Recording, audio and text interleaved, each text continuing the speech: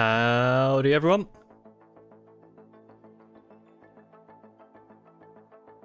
How's it going today?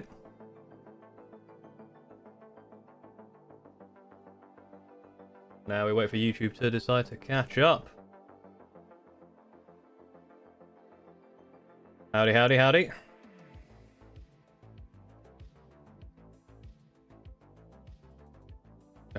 Right when you start to, I know exactly when you're starting to wonder where I am, and then bam.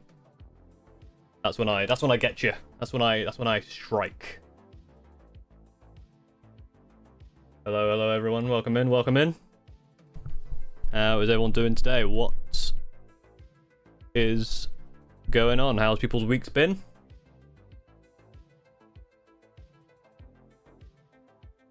Magnus did everything wrong? Well, today we'll find out exactly how wrong he is. I imagine extremely wrong, but he's still cool.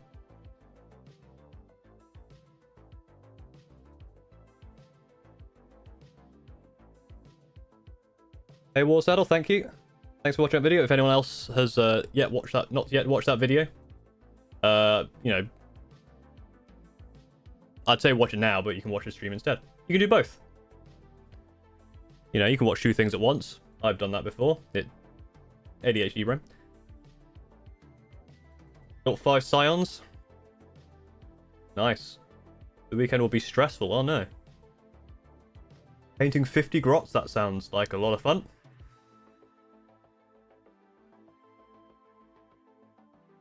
Getting baked and playing original Doom. Sounds like you've got your evening sorted. I've got to go argue with a place about getting one of my checks, so quick question I wanted to ask. How do you feel about the design of Old Hammer? I've not seen too much about it, to be honest. It looks alright. I haven't looked too much into Old Hammer, to be honest. I've heard people are fairly, you know, excited for it because people like the Old Hammer, but yeah, I haven't dug deep into it, to be honest.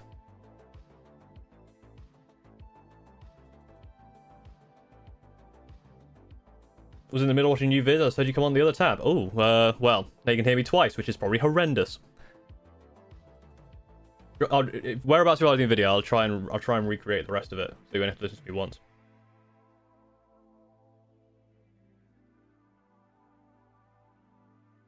Building Gaslands Carl with some Chaos Sword. That sounds awesome. Good evening, I'm a Wirewolf. You still want to paint 70 guard inventory. Yeah, that's one of the one of the reasons I don't really want to get into guard the inventory. Unless I went full tank, but again, I've got other things for that. How do you like, man? I have a decent voice, thank you. I made it myself. Oh, like wacky big hand design of the 80s. You know, there's something fun about 80s design, right? I don't like, obviously, like the designs now for stuff is really cool. But yeah, there's something just like fun about the 80s style, the 80s and 90s stuff. This is one of the things in the Gundam video, actually. Like the original Gundam, that really boxy one, is really cool. It's very like nostalgic. Don't like my parents' help. Well, actually, my parents hindered, if anything, because my parents are both Brummies. So the fact that I'm not got a horrendous Brummie accent is probably more to my detriment. Are you sure you're not a Betty Crocker from the Packet voice? Well, I don't know. I don't know about that. I mean, my parents also helped with the ADHD, so, you know. What the fuck is a Brummie? Well, you can learn what that is at some point. It's someone from Birmingham. If the Birmingham accent is very distinct. If you ever heard someone from Birmingham. And people from Birmingham are called Brummies. I am not from Birmingham. What is your plan for when CVC turns into bats? So the thing with me is I'm perfectly 2D. Therefore, I'm immune to vampires. I hope. I really hope. Because that would be awkward if I'm not. Chaos Toilet would never happen today. I don't even know what Chaos Toilet is. That sounds hilarious. I'm going to probably mistakenly and immediately regret Google that. Oh, I see. That certainly is a chaos toilet. I mean, that is cool. Very, like... I think that's one of the things, maybe, that Warhammer is, like... I feel like people were mad about the Desolators, but that's the kind of, like, really just over-the-top silly stuff that I like. And people are mad about the Desolators for a variety of reasons, not just the models. Yeah, I don't have a neck, but specifically I made sure that when I, started drawing my characters like this, that I had anti-neck, no neck, so I can't be killed by vampires or by Highlanders. It's not because I can't draw. Don't read into that. I absolutely can draw. I can't. That's why I look so silly. So yeah, today we are going to have a kind of a standard start. Chat to you guys, ask how things are going, ask how you thought of the video, then we'll have a look at some of your submissions as always to try and get through that. And then we will go on a little journey. So I have to leave this this study that I'm in and make my way to a spooky castle. So we'll be doing that later on in about, I guess, about 40 minutes or so.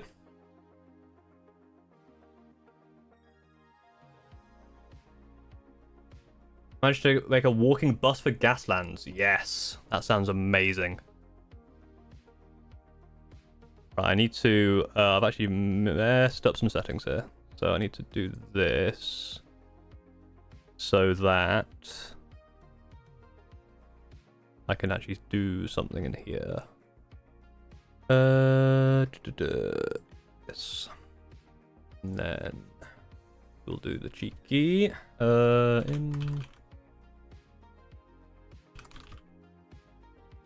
This is what I should have set up earlier, but I didn't, because I'm terrible. Right. I think we were about here-ish. Right, don't recognize any of this. Apologies if you can hear me rapidly spinning my mouse. I do remember this. Hey, I'm getting pretty good at this, Yeah, because they were them. Yeah, we saw them. We didn't see this. Cool, yeah.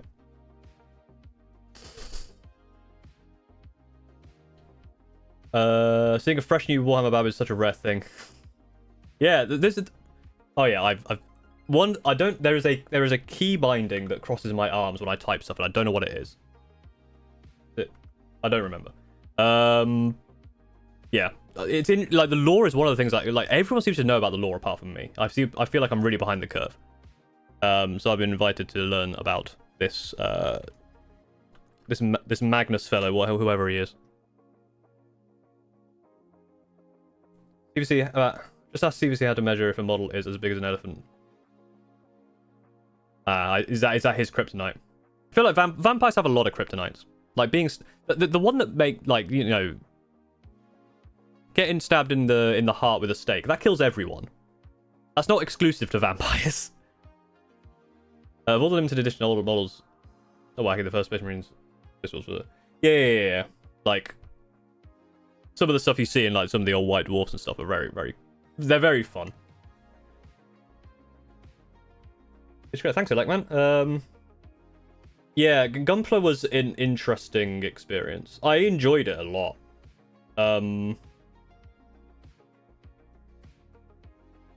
It was yeah, it was interesting.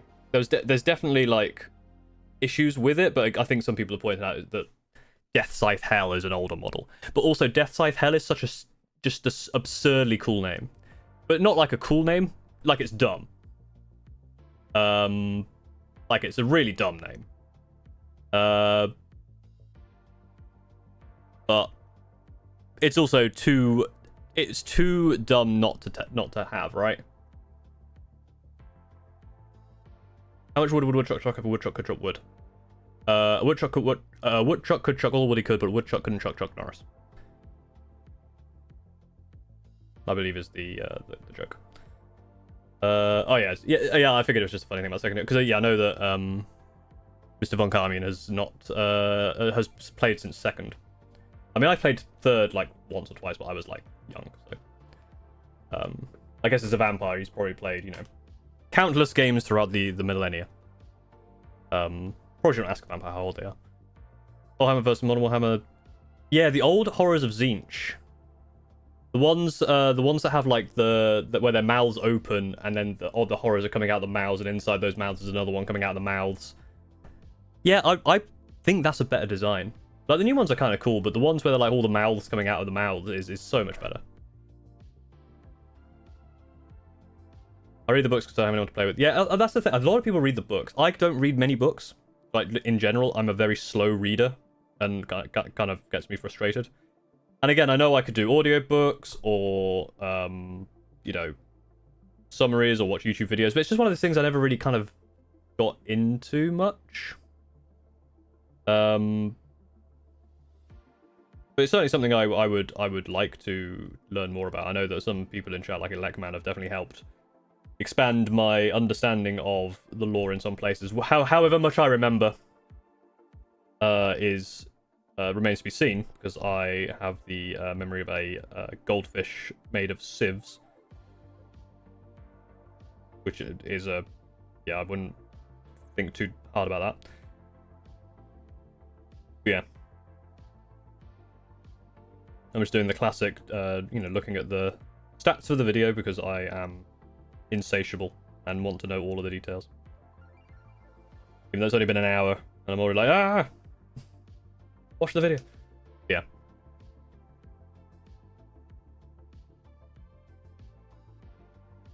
People always say about Oliver and New Hammer, there's mid-hammer. Yeah, I mean, I guess that's there's like old, again, it's like there's old, and then there's like older, and then there's new. And yeah, I think the range does quite well, like across the things. Like I really like the Centurions, I really like the new I like the Desolators. I do like the new jump pack guys if they weren't all those silly rocks.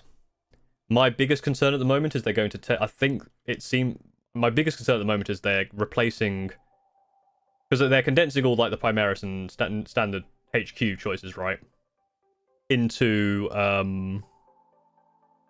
just one thing. So there'll just be one jump captain, and he won't have lightning claws. And if they take out the lightning claws, I'm going to be very, very upset if they don't give him a lightning claw option. But it'll make good content because I get to complain, and complaining is what gets you the views.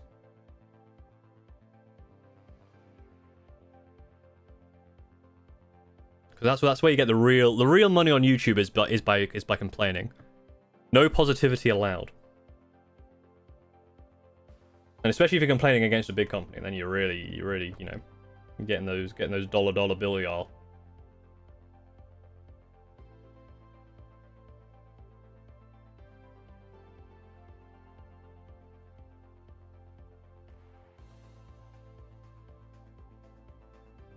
Yes, we'll write angry letters with blood. Nice one, love. We are going to be starting on the 17th of August. I don't know how much we're going to get through today, because obviously we've got a bit of a journey to go on later. This page takes us to the 19th. And then after that, we'll see if we can get a second page in, and that will take us to the 22nd. So we've got about 5 days worth of August, and yes, it's getting towards the end of September, and I'm still over halfway, and I think I'm going to be remaining here for a while. I think maybe next week on the stream I might try and do another big bulk, kind of get through.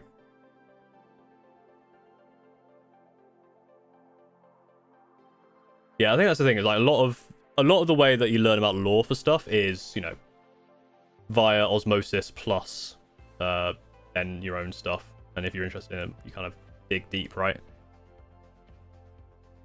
Like I know not lots and lots, but I know a fair amount of like World of Warcraft lore, and that's basically just from playing and then kind of looking stuff up as I play. But like, oh, who's this character? Who's that character? But I find when I do that with Warhammer, I look at the, like, you know, go to whatever wiki, Warhammer wiki, and you start scrolling. It's like, oh, okay, this is interesting. And then you see that you've only scrolled about a 50th of the way through the page, and you go, oh, well, you know, I don't care that much. Yeah, my avatar is drifting around because I don't know how to do the settings properly. It's going to be very, very weird when I go and we're with we're at CVC, and it's going to just be like, you know, hey, can I have VTuber? No, we have VTuber at home energy, which is what I'm going for, to be honest. I love the VTuber at home energy that I like.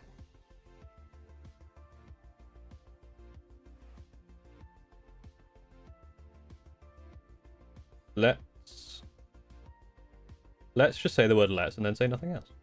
That'll work. So I'm just looking at some stuff. Because again, I have an insatiable need for validation. Right.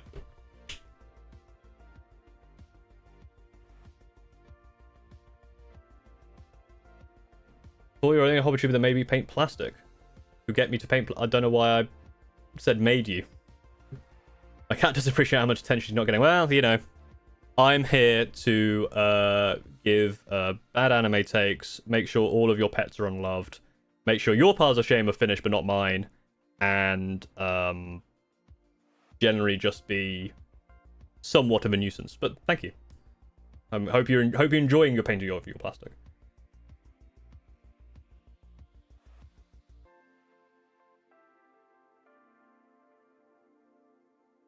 Yeah, I imagine it's a bit more, you know, it's a bit of a, hey, Alchemist models. Yeah, it is an animated pull.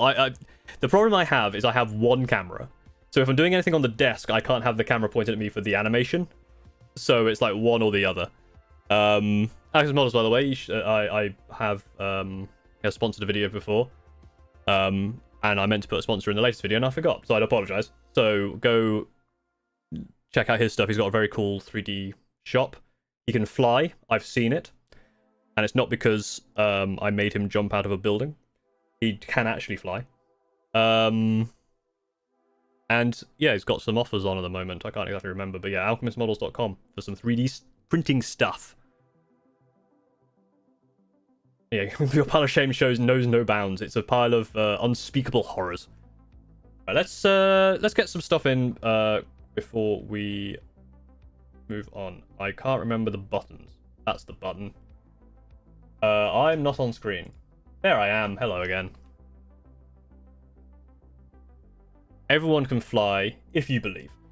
And by that I mean you can fly for a little bit and potentially stop flying. AOS has good lore and good models, but man, the expected 40k so the AOS model range has so many good ones, but they all just they're so, the problem is they're so good, which is a weird thing to say. It's like they're just they're intimidatingly good. How much of your soul has been sold for minis? Most of it, probably. Anyway, I clicked on this very good looking model without actually introducing it. Fear 2757 with some Saurus warriors. These might be the new ones. A very cool color scheme. We start off with a very deep red and a very clean weapon here as well. I really like this, man. Ooh, actually, that's a very cool. Yeah, the scales here are really pretty, and this shield. We've done such a good job on this. You said this is not your best work? I mean, if this isn't your best work, then I would be intimidated by your best work. Damn. Yeah, look at those scales. I love them. Don't email the projects, put them on the Discord. There's the completed blah, blah, blah. I won't. The problem is that anything you put on there, I'll get around to in about 2 months. Yeah, the AOS models like something like Lorca Vi, which is a great model, is intimidating because they look so good. You want them to look good. Same with Magnus, but Magnus seems a bit simpler than some of the really fancy stuff. Yeah, tune again in like 2 months. You'll potentially get around to it. I'll potentially get around to it. But yeah, that's a very. So going back to this model again. I'm getting distracted by all different things. I really like that color scheme. That's so cool. Split mech with your 2 most well-painted models. We have a Custodes, a Custard Boy, and this looks like a. Speaking of Oldham, this looks like one of the older jump captains. This is really, really clean. Like even like the edge highlighting on all this here and around the. This is incredibly done. As is this. Like both of these things are very good. This is really good, but obviously it's obviously a lot of gold. You know, very well done gold. This has a lot more intricacies in it where you can kind of see how well you've been doing.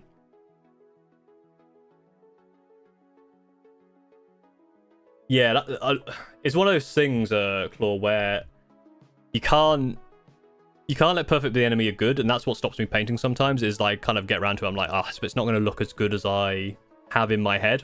It's the same thing with for me with art. If I try and like draw something, I'm like, I know how in my, I mean, I can't see it in my head really because I've got aphantasia, but I can understand what I want it to look like, and it's not what I want it to look like. You sometimes kind of have to trust the process. Yeah, both of these are very, very good. That was Split Mech. I am Ywolf, who finished Yvrain. See? Yvrain. I love this this galaxy effect here. We'll come onto the cat in a moment, but this skirt and then this like undersuit is so incredible. This is amazing. I'd like to know how you did that.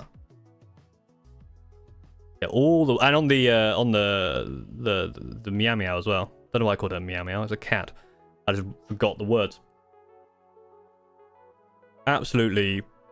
And even all the jewels here. This is absolutely incredible. Yeah, all of that.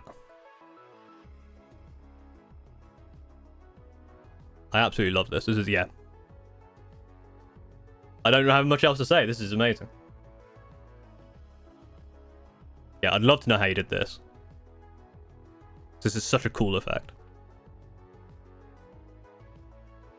There you go, the Holy Emu. With some, what looks like either Age of Sigmar Tzeentch or maybe Thousand Suns. It looks like Age of Sigmar Tzeentch. Because I don't see any, Thousand Suns type stuff. Yeah, this is very, very cool. I love this color. I love these red. Again, the red's been very good today. Been good reds today. I always feel like with streams, there's always like there's a theme. The theme today is red. So that was from Holy Emu. A cool collection there of Tzeentch stuff. Nico with a couple of things here. Finished last squad of Custodes from their pile of shame. Over a month ago. Hi Riley, I'm good, thanks. How are you? Hope you're doing well. Yeah, I've got some. I love these swords. I think is he Shadow something? Shadow dudes? Shadow the Hedgehogs? Can't remember the name of it. These guys, yeah, look at these swords. Incredible work. I mean, the shield, the shoulders here. Great detail everywhere. Very, very clean. The swords really stand out though. That's like absolutely incredible work. So you can see kind of the, light to dark blending on the opposite sides with the edge highlighting. Oh, pristine. Shadowkeepers, that's the one. And then we've got the full 2,000 points. Which, lucky for Custodes players, there's not that many models, but they are all very, very cool. Yeah, you can see on all of the weapons this effect here. Like on this, is this Trajan Valorous, I think? We'll get a close-up. Above angle. Yeah, this seems like an army that, 2,000 points and it's this much seems reasonable. Yeah, very, very cool. Yeah, the armor, like the whole scheme as you put it together, just these pops of the red and the orange is so good. Excellent work. Thank you, Nico. Let's get a quick drink. No worry for the bad pitch quality. They look incredible. You did a really good job on those. Again, like with Iron Werewolf skirt, I'd love to know the kind of your process for those blades. Nicklaws. For full project completion, but one model done. It's very cool. Strawberry banana. If anyone's looking for a cheap hack to get a one of the model handles, is that it? Hello, Crumbly Cookie. How's it going? This is very cool. Yeah, really liking this. The kind of leather here, and the silver armor looks great. I'd love to see the full project when it's complete. Maybe it has been complete since the 17th of August. So we'll come on to it. Sabrina with a very fancy font for your name, with a couple of tanks. We got, I believe, an anime. If that's freehand, that's very impressive. Glowing blue turret gun here. Oh, it's like a whole scene on this thing. That's very cool. Yeah, really nice weather, really nice effect with this. It looks almost like watercolored in some respects. It's really cool. I really like that. Yeah, and then another, this time a flaming one, another anime. Will say I don't think I'd be intimidated if I saw Imperial Guard running into battle with some anime on their side, but that's because anime. Yeah, if you know my anime opinions if you haven't if you have watched my latest video. If you haven't, you go watch my latest video at some point and find out what I believe about anime. But no, these are very cool. I really like the kind of style here. It's really stylized. Like I say, it's almost like a watercolor in some places, like up here and stuff. Really cool. That's from Sabrina. Totally a Spy has a few things here, which I believe, if I remember, Totally a Spy is Death Watch. So if I see anything on the right shoulder, don't believe it's lies. I'm right. Look at those left arms. Got him in one. So this is a Fortis kill team with an apothecary. Very cool. I love these guns. I'm tempted to put red guns on some of my because I really like the kind of red bolter, red plasma look. I should put them on some of my Screaming Ravens. Yeah, really good glow on the plasma. And then Assault Intercessors with Lieutenant. Very cool. Oh, good close up here. Very clean black armor. I think the thing that I think I'm missing with my Ravens is this center bit really pops, and maybe the shoulder as well, but this really pops. It doesn't really on mine. They look very cool. Maybe I need to do more to brighten up the crest for my band vets. Very nice work. And then we've got a Spectrus kill team. I have no idea about any of the kill teams. I assume this is like the faux bossy one. Looks faux bossy to me. I love this pose guy. So look at the close-ups here. Ooh, nice bloody knife there. Really cool. Really liking that. There's some drilled gun barrels if ever I've seen them. Unless you've very well painted a convincing looking hole in the barrels, but that one looks... Yeah, unless you painted this to look exactly like this from this angle, I'm pretty sure these are... Just pass by leaving a like, thank you. Oh, and a beaky boy. We like us a beaky boy. Very cool. And an Indomitor kill team, which looks to be Gravis boys. I've just realised that you can't see the whole thing because I've zoomed the hair too far, but that's fine. There's two more guys. There's a big Gravis dude, I think a aggressor over here. You can kind of see his backpack. Yeah, I really love the pop of red and this silver. It works really well together, like across the whole army. And you got a lot of kill teams. I know we've seen a lot of your stuff in the past, and it's all been very cool. I love your RGB, your old classic connectors here, hooking up to the old kind of TVs. They are all drilled. I assume they would be. If you were mad and painted it for that specific angle, I would, I would actually appreciate. I don't know if I'd respect it. And then we've got 2 assassins and a Corvus Blackstar. So this is one of the assassins with a cool blade. I love the green you've done here on the blade. That's really good. This is a cool model. I think you could convert this. Again, there's loads of stuff. This could be converted into a Drukhari quite easily. Looks very Spider-Man-y, though. I don't know why I said though as if that's a bad thing. It looks very Spider-Man-y, which is cool.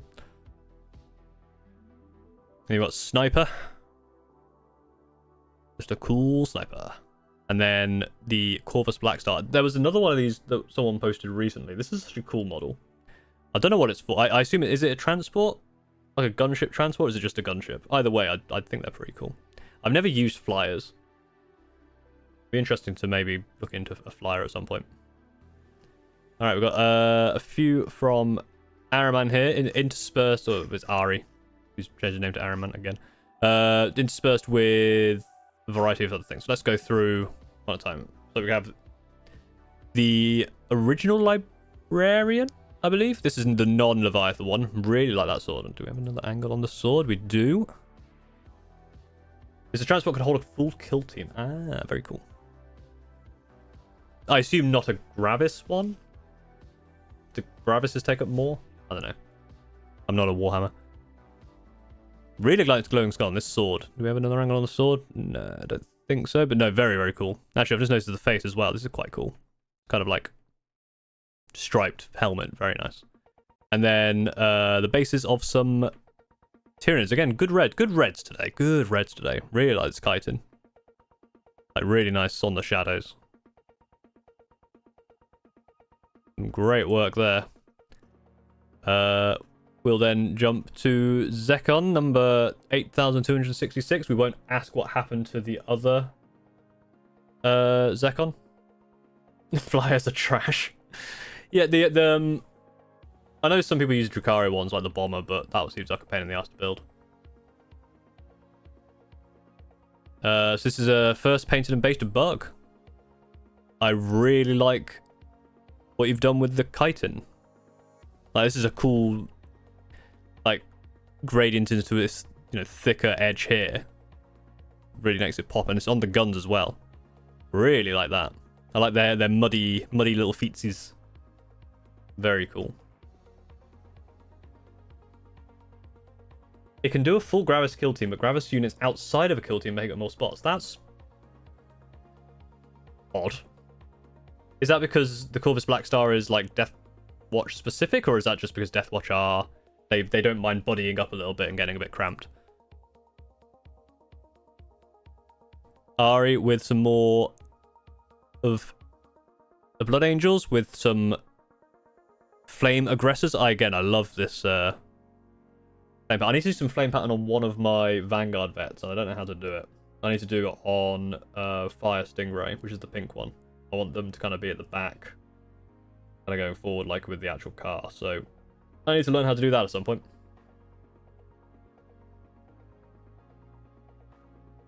Yeah, very, very cool. Yeah, like with the rest of your... This Blood Angel army, when it looks all together, will look very nice. I just saw that one. That's very cool. The Git Mind. Painted a Carnifex model, nicknamed the Thorn King. Ooh. I love this red-blue. We see red-blue sometimes. I think in the... we've seen it a lot with the Librarians with the red inside the blue armor. I am actually tilting my head. That's just not my... I'm going crazy. But on Tyranids, it looks really nice. Just the one... just one angle, but you can see here the... kind of these... almost like silvery blooded blades. And this blue chitin. Really cool. Yeah, green soda cup. You don't see green soda cups that often. This is very, very cool. The Thorn King. Great name as well. Where you painted Rain cloaking in project discussion channel. Thank you. I will Go check that out. And again, another red blue with the aggressors with Ari's Blood Angels theme. Just the flaming skull on this one to be even cooler. To one up the other one. I really like the bases as well. Really nice bases. Yeah, very cool.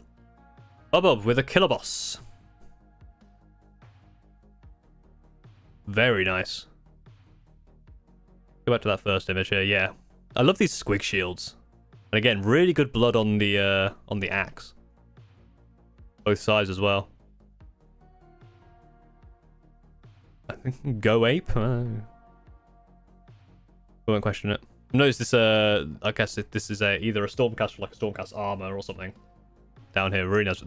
Actually the skin here and the wrapping. This is really nicely done. A weird bit to point out, but yeah, you can see the skin on the hand. But yeah, very nicely done. Wouldn't Lego be GW's biggest competitor in push fit? I mean, you're not wrong.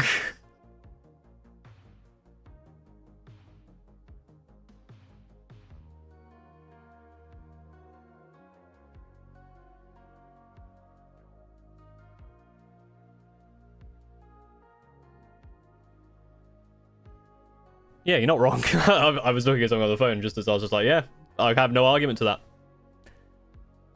I mean, would Connects be closer, maybe? That's a bit more for like cars and stuff. What if you convinced me to look into Gunpla? I apologize. Gunpla is really good. I really enjoyed it. Apart from the time I hurt myself, that was my own stupid fault. Because yeah, once I'd built it, it's done, right? Or something we're going to like to see in 40k the most. I think just the sprue layout would be great. Because the sprue layout on the Gunplas are fantastic. They're so good because you go, oh, I need piece number 1. And it's the top left piece. Oh, I need piece number 6. It's the 6th piece. Oh, I need pieces number 4, 5, 6, and 7. They're grouped together. That would be great. They should also potentially look at...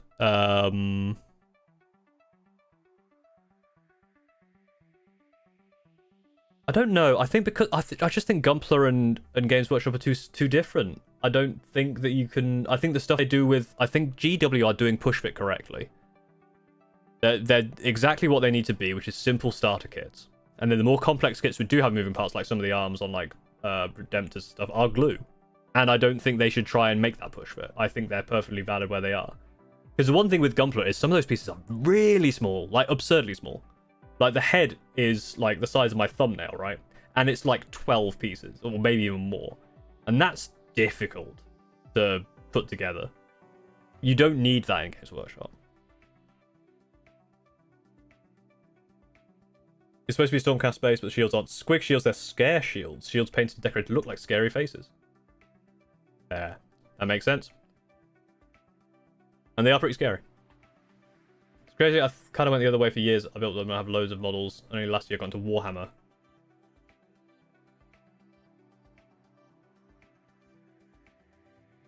Yeah, that's the I just yeah, I think just the like how you could not play a game with that Gunpla model. Maybe it's again, I think some people point out that Death Scythe Hell specifically is one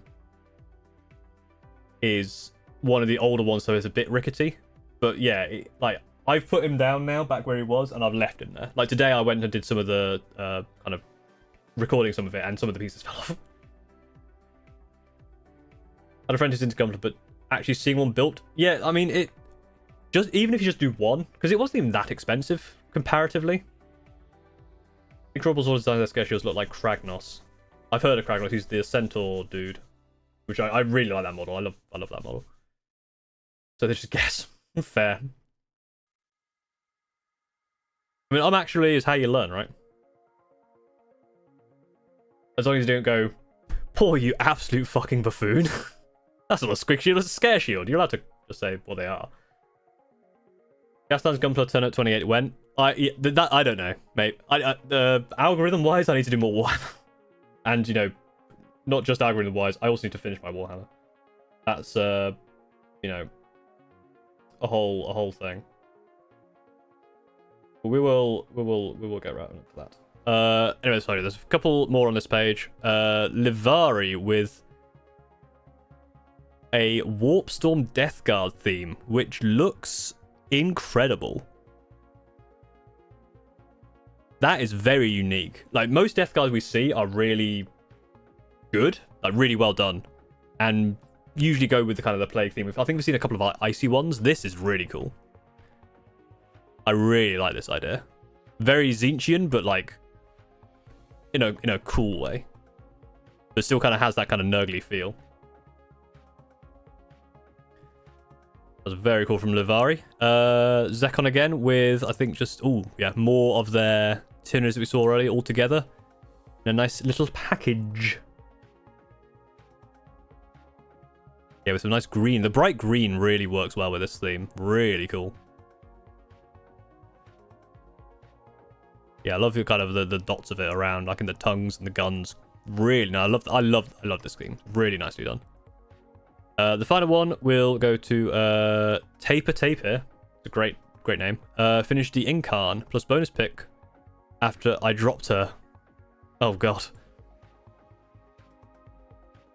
Really, I think I remember seeing this because I think there were a couple of people doing Yvrains around the same time in the work in progress channel.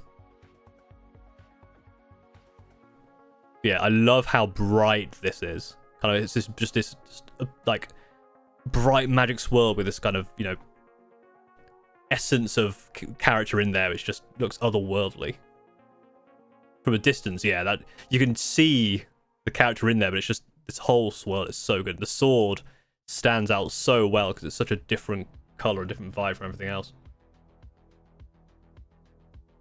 And the sword's a really good job on the sword. Really lovely. And this is very sad. Yeah, I've got this model. I've not built it. Because at some point when I started the Drukhari, I was like, oh, I'll try Ynnari, because the Ynnari box looked really cool, like these guys. But I've seen how you have to put it together. It does not look like a fun thing to paint or build.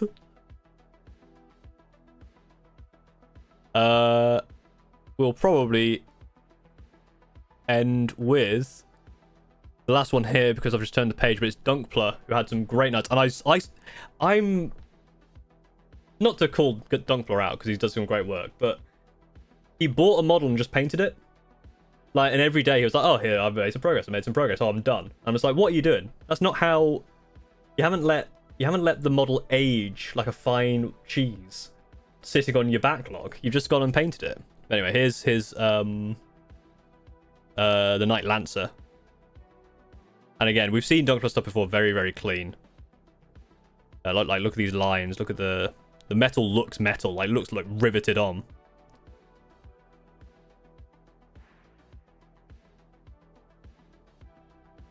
I love the wear and distress around all the panels, all of this detail in the wiring.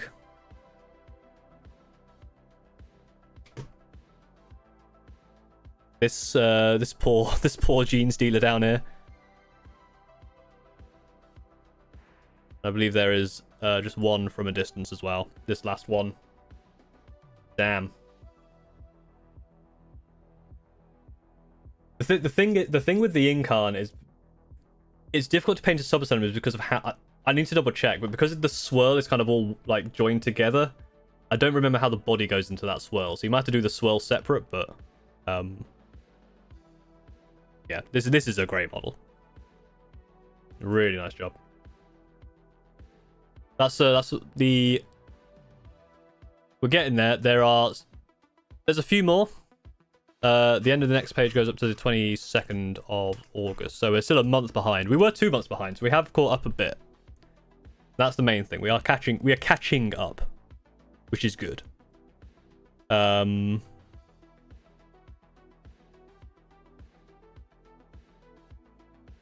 we will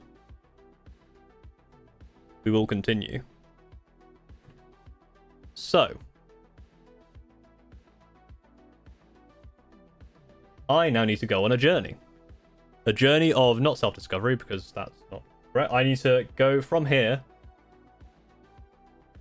leaving my desolate room, no lights, no music, and head to a certain vampire's house or location, I suppose. Place of business. Castle. I don't know why. I don't know why I'm saying so many words. There's going to be a thing. If the audio doesn't work, yell in chat, because otherwise it will just look really awkward. So, without further ado, and perfectly timed with that song ending, because I absolutely planned it that way. I will be. Nope. He will be right back.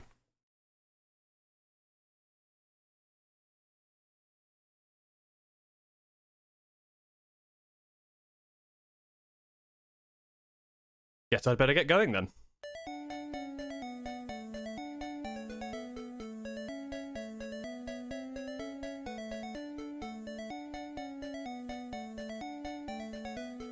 I don't think I'm going the right way.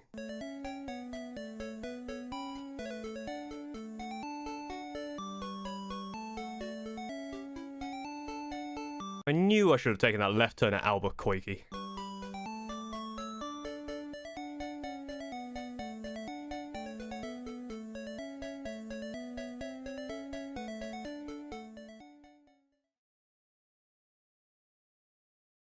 Oh god, that didn't work. Oh god, stop. Okay.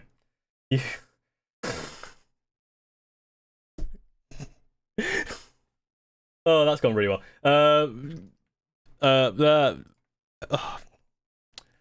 Stupid. Right, I'm just gonna do it this way. I'm just gonna. Oh god, it's making noise as well. Oh, it's the worst thing. This is so scuffed. Save me. Hello. I've made mistakes, but hello. It was going so well. Well, it's fine. Right, let me also... I just need to pick the right camera. Yeah, I also remembered that I actually have push to talk on Discord, so I need to change that. So I may have just I'm causing so many issues. I am getting 3 versions of your voice with slight delays on each one. Oh god. I guess one might be the stream, one might just be me being bad. Mm-hmm. Okay. Hello. Sorry for all that noise. Hopefully, chat, the cutscene was at least, worth it. Ah, he's appeared. Oh, what a Hello, Mr. Von Carmian. Okay. Thank you for inviting me to your home. Hello. It's quite all right. I've just got to figure out which way left and right are on my head. Yes. Don't worry about that too much. I have very little control over left and right because I'm so 2D that turning left and right causes my eyes to close. So I'm not being rude. I am looking at you. Okay, no, that's fine. That's fine. It's nice to have you here with me. Is that the right way we do it? Sure. You have a very nice castle. It was a bit of a trek to get here. I got lost a couple of times, and I do enjoy hanging out in this long, spooky corridor because I wasn't allowed to visit any of the other castle because you said it was too spooky. Yes, that is definitely why, and it's definitely that I own all of this. It's all mine. I don't just sleep in a hallway. That's not what's happening. That makes a lot of sense. I mean, yeah, I just have a picture of some weirdo study in the background, and then I sleep in a white expanse, which is see, that's comforting. It's comfy, but also it's a little bit spooky. Anyway,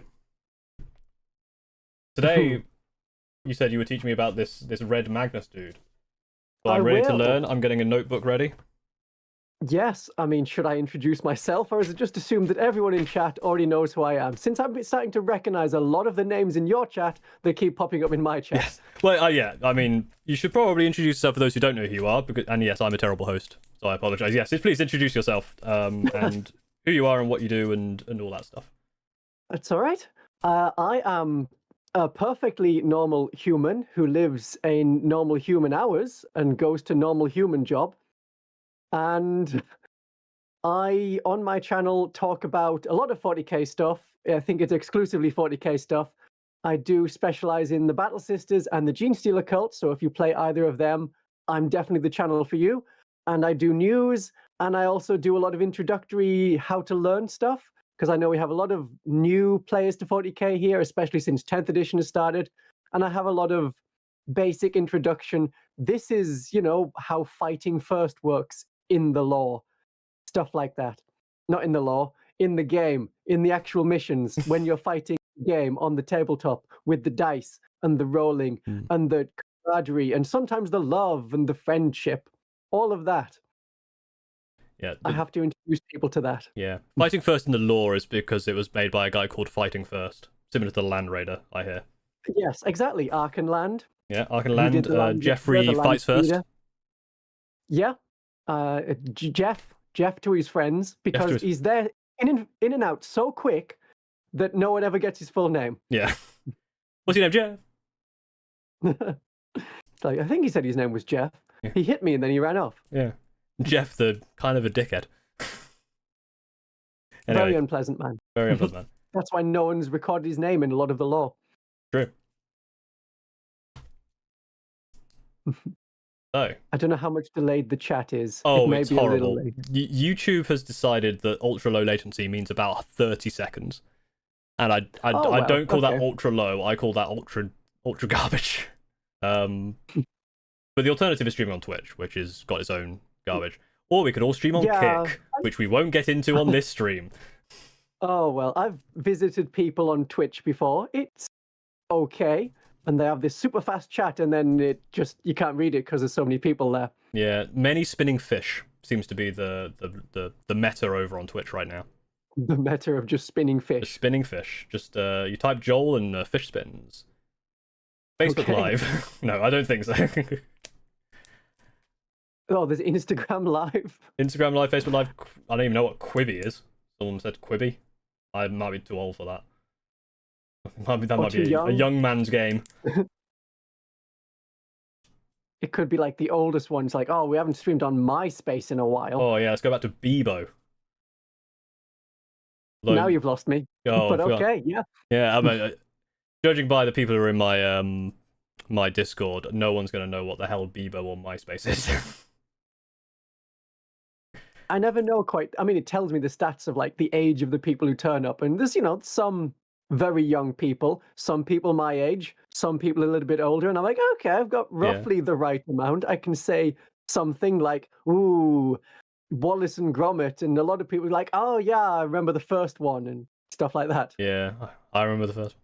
Yeah, then the main thing is just when like my stats obviously show that same thing as well, but it's when people in the Discord go, oh, I'm 12. I was like, oh, for God's sake. Delete. I left university 12 years ago. What are you doing here? Oh dear. So. We're being told to do a battle report at some point between us. I imagine you'll win because I'm garbage. But yes, that. Depends if I use Battle Sisters or not. Yeah, you use something that you don't know what to use, and I'll use something I don't know what to use, which is everything. So it'll be fair. Okay. Well, I, as a crazy person, decided that even though in my video about what was it about? Oh yeah, devastating wounds, that I was definitely not going to get a Deathwatch army. Today I've got a Deathwatch army. So I now have a whole thing paint up. Wow. You yeah, have fun with that. There's a very good Deathwatch army that I've just been reviewing from I was watching. Yeah, that's all Primaris stuff. I'm going pure Firstborn. Ooh, fan. Look at you with your Firstborn. Yeah. Yeah, and then I got some of the Mark 6 beaky armor with all the nice snouts. And I'll looking at them though, because you were just mentioning the monopose push fit models. They're not push fit, but they are monopose. You get a box of 20 and there are 5 different poses. It's very disappointing. Yeah, that is one thing that I've noticed is that we are starting to get more monopose with glue, which is a bit annoying. Yeah, and then I want to model and customize and cut the bits off one thing and stick it on another and it'll fit and it'll be fine. Because I figured out how to get 11 models out of a 10 model kit and I'm like, somehow I thought I was winning when I did that, but then I realized, hang on, I've just given Games Workshop some money. Why did I do that? Yes. They're winning. I haven't pulled one over on them. Yeah. They gave you the extra chicken nugget, but you still had to pay for the 6-pack. Yeah, exactly. There's always, there's that one person that's like, ooh, I'll give you an extra chicken nugget. That's their contribution to society. And actually, that's a very useful contribution. Yeah. It's much more useful than what I do. Those extra chicken nuggets go a long way. Yeah, they're underappreciated. You do science, not science, electricity. Electricity. I use candles. You see, I've got candles. I just go with candles. Yeah, very good for the planet. Those candles. My electricity is all, especially because I've got to try and light a plain white void. It gets very expensive to make it that bright, that constant. I'm really doing damage to the old Earth there. Oh, it's fine. We it'll have live. government for that. Right, let's see what you know already about the Thousand Suns. Cool. I've got a notebook ready. I'm going to write stuff down. Okay. So, do you know for the Thousand Suns what their special skill is? What they do that's different to all the other legions? They're magic and dusty. That is the main thing, yes. They're always the that use magic, sorcery, psychic powers, things like that. Whereas other ones are like, oh, the Blood Angels are all about deep striking with jump packs, or the Space Wolves are all about just running at the enemy with hitting them in the face. Things like that. And the Thousand Suns are very much a small one that does a lot of magic. Excellent. Okay, who is their Primarch? I assume you already know who their Primarch is. It is trying to remember the callback joke, but I can't remember what we called him. Jeffrey fights first. No, it's Magnus the Red. Yes, and you know the color of his hair then? It's well, when you paint it, it's kind of red. It starts red but goes purple. I assume his hair is red. Yes, that is the whole reason he got his name. Not because of his weird skin thing, which seems to have come much later. It's just because he has red hair. I see. He is a ginger in the Egyptian desert. It's a very strange look. I can see why he's so angry. I imagine he was just like, well, if I'm going to be called Magnus the Red, I might as well go whole hog with it. Like, you might go big or go home, right? And he just decided the whole thing.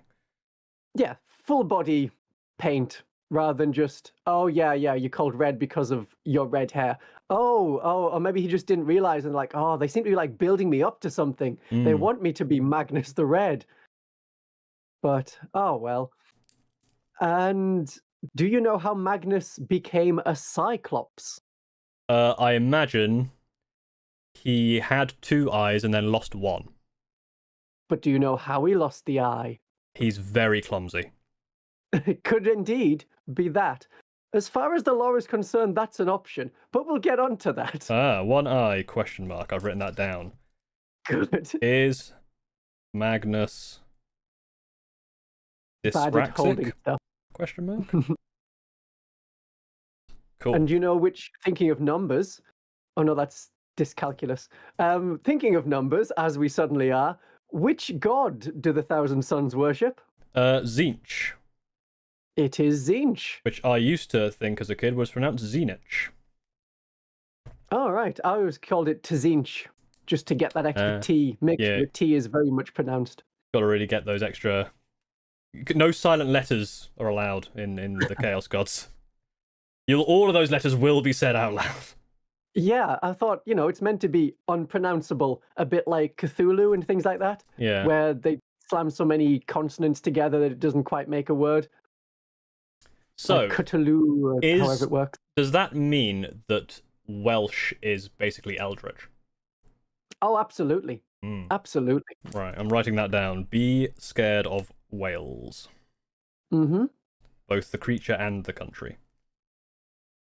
Oh yeah, very good for that oil, which you can use in candles, and the sea animals as well. Yes, make sure to get that Welsh people oil. They like to hide it from us, but we know it's there. Somewhere in the depths of Wales, there are people, greasy people, that we need to harvest. The greasiest on the British Isles. Where is this stream going? There's one McDonald's. It's going back to the darkness and the chaos of the 41st millennium. Perfect. So, thinking of McDonald's, as we suddenly mentioned, gold and yellow, and I know they use red, but say blue. Do you know why the Thousand Suns use gold and blue? Because they like to look fancy. That is indeed the main reason. Is it actually? No, it's because blue and gold are the colors of Tzeentch. Makes sense. I wouldn't have So considered in gold to be Tzeentchian. Yeah, they've all got a metal associated with them. So anything coppery or rusting, that's Nurgle.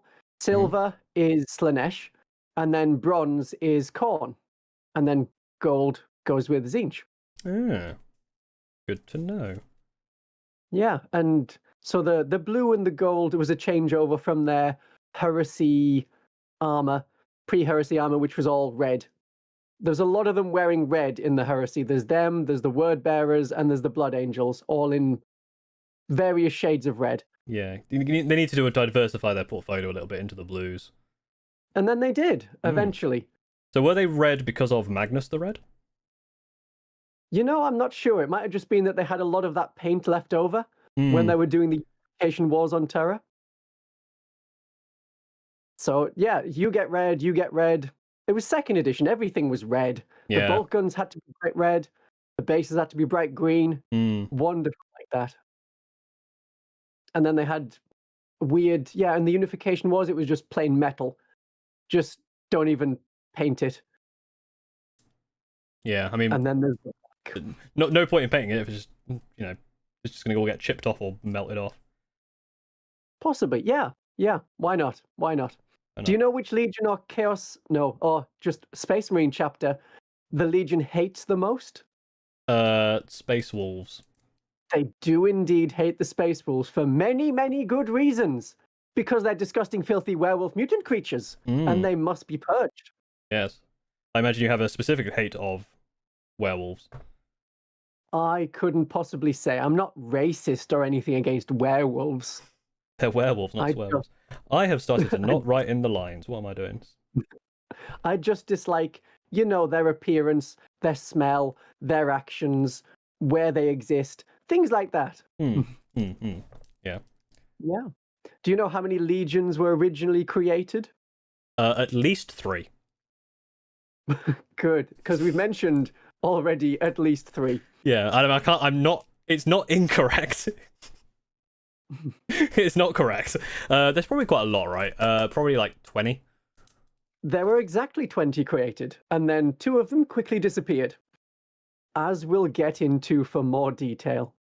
So some of the lore that I'm going to be talking about is this.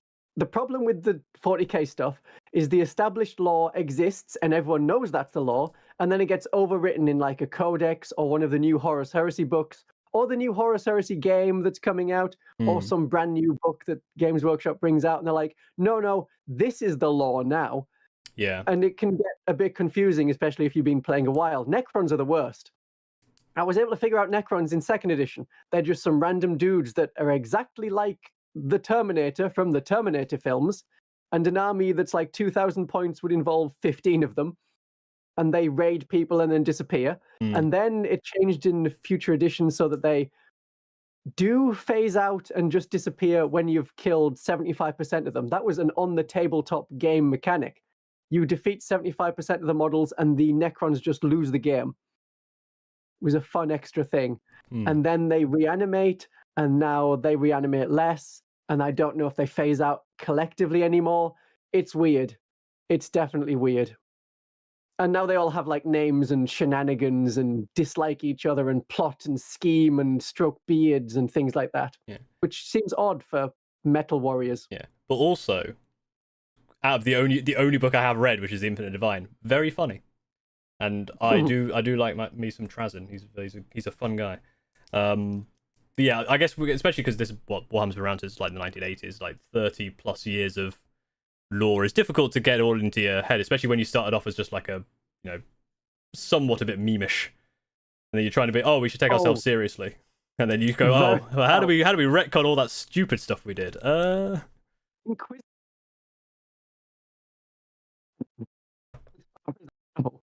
your microphone went a bit funny there.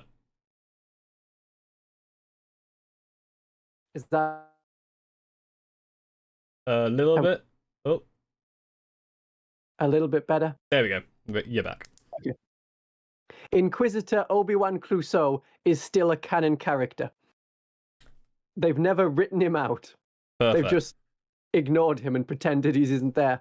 They do a lot of stuff. In one of the Battle Sisters Against Necron books, they have a cryptek, which has the single big eye. A Battle Sister shoots him in the eye and he goes, vision impaired, I cannot see, which is meant to be a Dalek. And it was just so obviously on the nose. And I think at this point, people are just taking that as, oh no, that's a cool moment. The biggest thing is Corvus Corax, the Primarch of the, well, I guess it would be the Screaming Ravens, as well as the Raven Guard.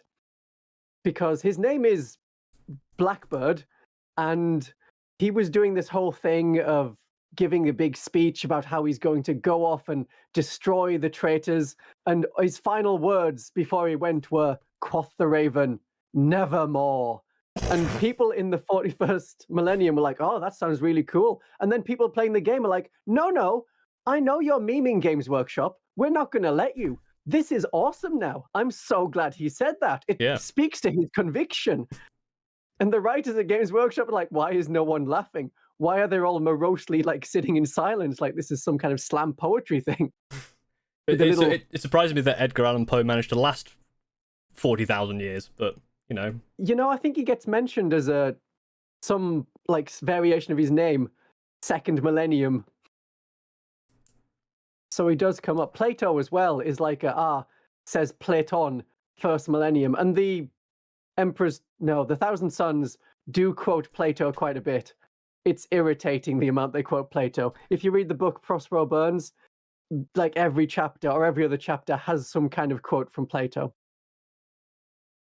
Write that down. Plato lovers. Plato important. If you want to do names, then I guess you could just pick various names from the dialogues that Plato wrote. That could work. Oh yes, there's also Shakespeare. Yeah, mentioned quite a bit. This is a problem I think a lot of people run into, because I've been watching through Red Dwarf as well, where obviously they can't. They have to try and make stuff up that happened in history between the history that we know now and the history that will happen in 40,000 years, or in Red Dwarf say 3 million years or whatever. So they got to be like, okay, we've got to make references that the audience is going to know, but also then going to ask questions like, okay, how is Shakespeare still being mentioned in 40,000 years later? People have been saying that for Star Trek. They're like, oh, clearly there was this massive period of stagnation for like however many years, 2200s is Star Trek. Yeah, that's a lot. Yeah. So 200 years, nothing of interest happened. Yeah, that was just a new dark age. Yeah. Yes. So the Emperor, in the beginning, the Emperor unified Terra and made 20 Primarchs. And it is suggested that he got help from the Chaos Gods, though it's never explicitly said. He did some kind of deal there. Something happened. So he was able to make these Primarchs, and the Chaos Gods got angry, and through wibbly-wobbly, timey-wimey, warpy-warpy, scattered the Primarchs across the galaxy, and Magnus ended up on Tizca. In Tizca, the city on the world of Prospero. And Tizca, conveniently for him, had a massive psychic population. And there was these wasps out in the desert that killed you if you got too close to them, and they hated psychers. So he did a whole crusade murdering wasps. And that made everyone in the city, which definitely isn't just Cairo, love him a lot. I mean, I also would, if someone came around and started killing all the wasps, you know what? I wouldn't be mad about that. Yeah. Although there's probably some sort of nature thing where actually the wasps are good, but right now, wasps can do one. Oh dear. Yeah. So maybe they're better described as, 8-foot-tall murder hornets. That's a better description. Now murder hornets, that's I put spicy wasps.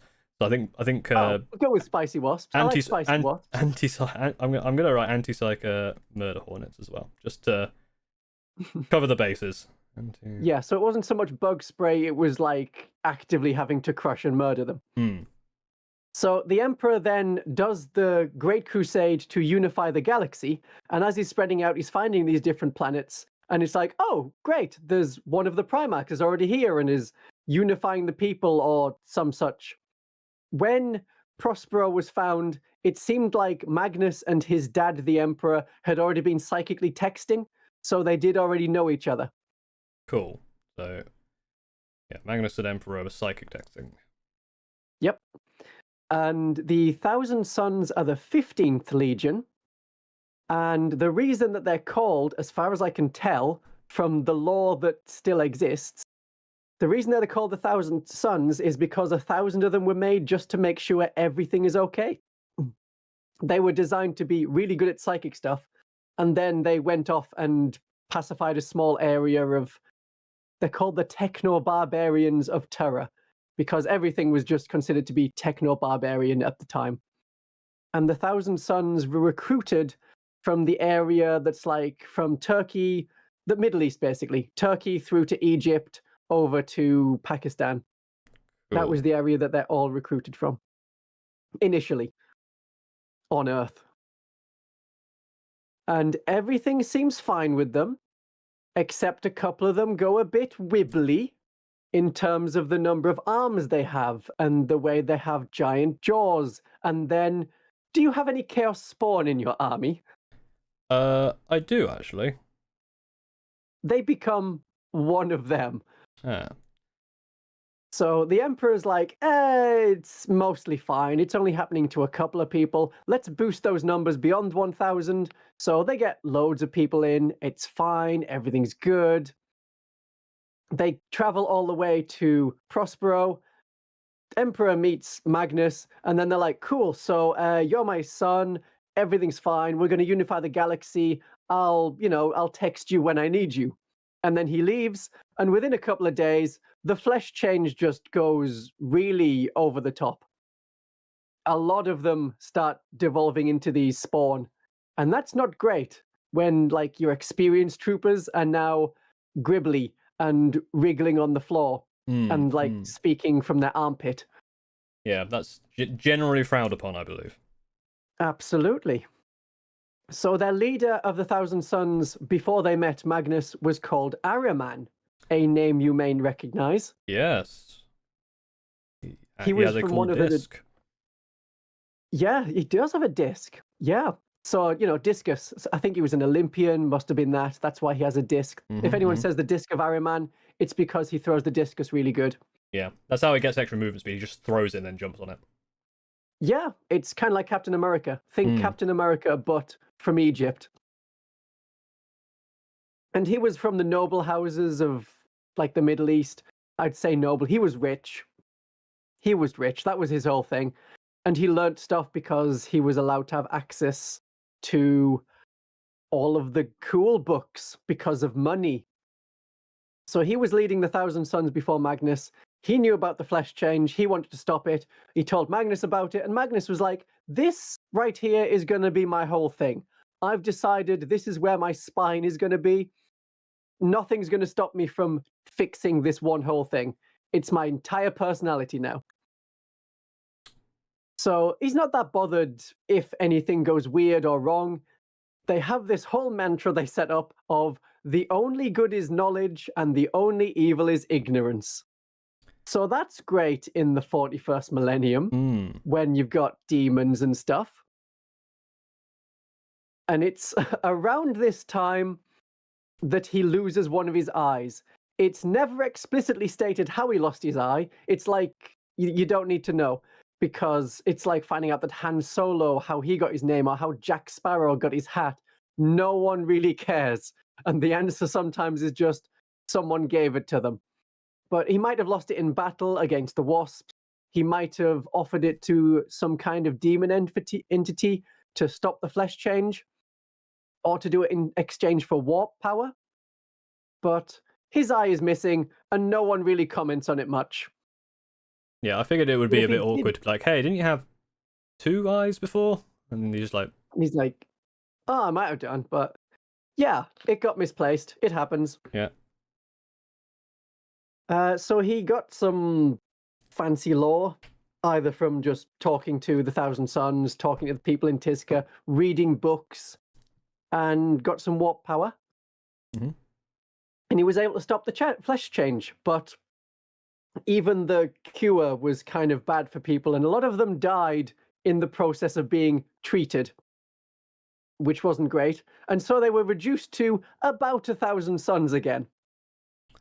That's very convenient for them. They do indeed get this whole thing of, yeah, there's 1,000 suns. Yet again, 1,000 suns. Now, this only really suppressed the symptoms. It didn't cure it properly. But they're then able to re-recruit from all of the people on Prospero, and they become the second smallest legion, with the Raven Guard being the smallest legion at like 80,000 people. So that's the equivalent of 80 of the current Laws chapters. It's not a massive legion. So there's maybe 100,000 of the 1,000 Suns. And they're arranged into 10 great companies. Right. 10 great companies. Oh. You have frozen and are no longer speaking. That seems concerning. Oh, yep. It did a thing where it died. Is it back? Hello, we are back. Yes. Oh, your image, good. you are currently a white box with a small version of yourself inside. Okay. Let me just turn that off and then turn it back on. Doesn't seem to have worked. There's a no camera icon for some reason. Right, I can just disconnect temporarily and then you can recall and it should be fine. Will do. Alright, there's going to be some Discord noises. I put Do Not Disturb on, which I assumed would stop the Discord noises. Maybe if I put streamer mode on? I don't know.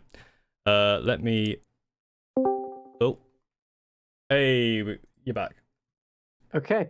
That was just a vampire thing. I apologize. You must, I don't understand how these regular human powers work. Oh god, the regular human power failed again. Yeah, the camera's gone again. But I can hear you at least. Okay. Okay. If I change that, I don't know how much I must restart. I assume that's what must have happened is like my internet suddenly dropped. And so I dropped. Yes. I mean, it looks like on the Discord that I exist. Maybe you also need to leave the call. Yeah, and I will rejoin. Oh, hang on. Oh. Right. I'm just going to turn the desktop audio all the way down for a sec. That way you can't hear anything. And then we'll start. Oh, that's gonna... I need to turn my camera off. There we go. Okay. Let's turn you back up. And that's actually for you there. Hey, I think we're back. Good. Good. Okay. Just some... I'm there. We're in. Just some chaos, vampire, all that stuff is happening. It's all law. It's all law. It's all Absolutely. law. All of this that just happened is all law. It's all part of the whole. It's all part of the Paulus Bala stuff and Christian von Carmian ARG that is absolutely a thing that exists. You have to make sure you find all the grommet mugs everywhere. Oh yeah, I kind of assumed there would be a grommet mug hidden somewhere in here. I have hidden one somewhere in this castle, and you have to find it. Very good. Yeah, cameras. Vampires don't turn up on cameras, but we're not using cameras, of course. Paul is just here in my house. Yes, this is a. We're not using cameras. We are manually drawing every single frame and sending them to your computers. It's a big strain on our wrists. Yes, especially because I can't draw. I don't know about you, but it varies. It's not the best. Thankfully, I had to draw in, well, I don't know about thankfully, to make the model, I had to draw in 3D, which is difficult. I hate Blender, unrelated. I'll stop talking about that now. Right. Back to the blender that is the 1,000 Suns. The blender that is, yes. So we have the 1,000 Suns. There's more than 1,000 of them now. There's about 100,000 of them. and they're arranged into 10 great companies. Yeah. They then set out to pacify the galaxy with the Emperor and fighting some orcs. Basically, one whole great company, so that's like 10,000 Space Marines, dies fighting some orcs. And rather than re-recruiting, Magnus is like, no, I like the number 9 for some reason. Let's stick with 9. And it's they call them the 9 Presjet, which I may be pronouncing wrong, but that's related to the Egyptian pantheon. There's 9 major gods in the Egyptian pantheon. So he has them. And it's like, we'll just stick with 9 of them. 9 is a lucky number. I like the number 9. It's a good number. It's a good number. Absolutely. So they're doing their psychic stuff. And the way they work is every company, not great company, just regular company. So we're talking about 100 Marines. They're arranged into different tactical squads. And each of those tactical squads will specialize in one particular kind of magic. So one of them will do magic psychic stuff that's fire. One of them will do foresight, so they'll be able to know when the enemy is going to jump out of cover and be able to shoot them. Things like that. Mm-hmm. Some of them will be able to see through walls, and that'll be their whole thing. Maybe occasionally they do like specialist kill teams where they take one person from each squad, group them together, and go and do a mission like that. But generally they're arranged in these squads, and the leader of each company is the most powerful psyker. So that's a bit annoying if you've been around since the Terran Unification Wars, not gone through the flesh change, and then suddenly some random child from Tiska is now in charge of your company because they're better at psychic stuff than you are. Yeah. I mean, that's kind of like what happens now with video games, where you can do as much as you want. You can be there since the game was made, but then some random Korean kid is just going to be better than you, and you can't stop that. I knew you were going to say a Korean. I mean, they can't be stopped. The Korean dominance in video games is unparalleled. Mm-hmm. It's worrying. It's definitely worrying. They need to, I don't know, get out more, do more things. There should be more green spaces in Korea. The world should advocate for that, just to give the rest of us a chance. Yeah, not for any sort of like benefit to Earth, just to give the rest of us a chance when we play video games. Absolutely. Yeah, so it also means that they have this weird connection throughout the entire Legion, because although you'll be part of a company, if your company is led by a psyker who's great at fire magic, then you might not be a fire magic person. So you'll be in their company and they'll be your commanding officer, but you'll go to the leader of another company who does foresight stuff, and they will teach you more stuff.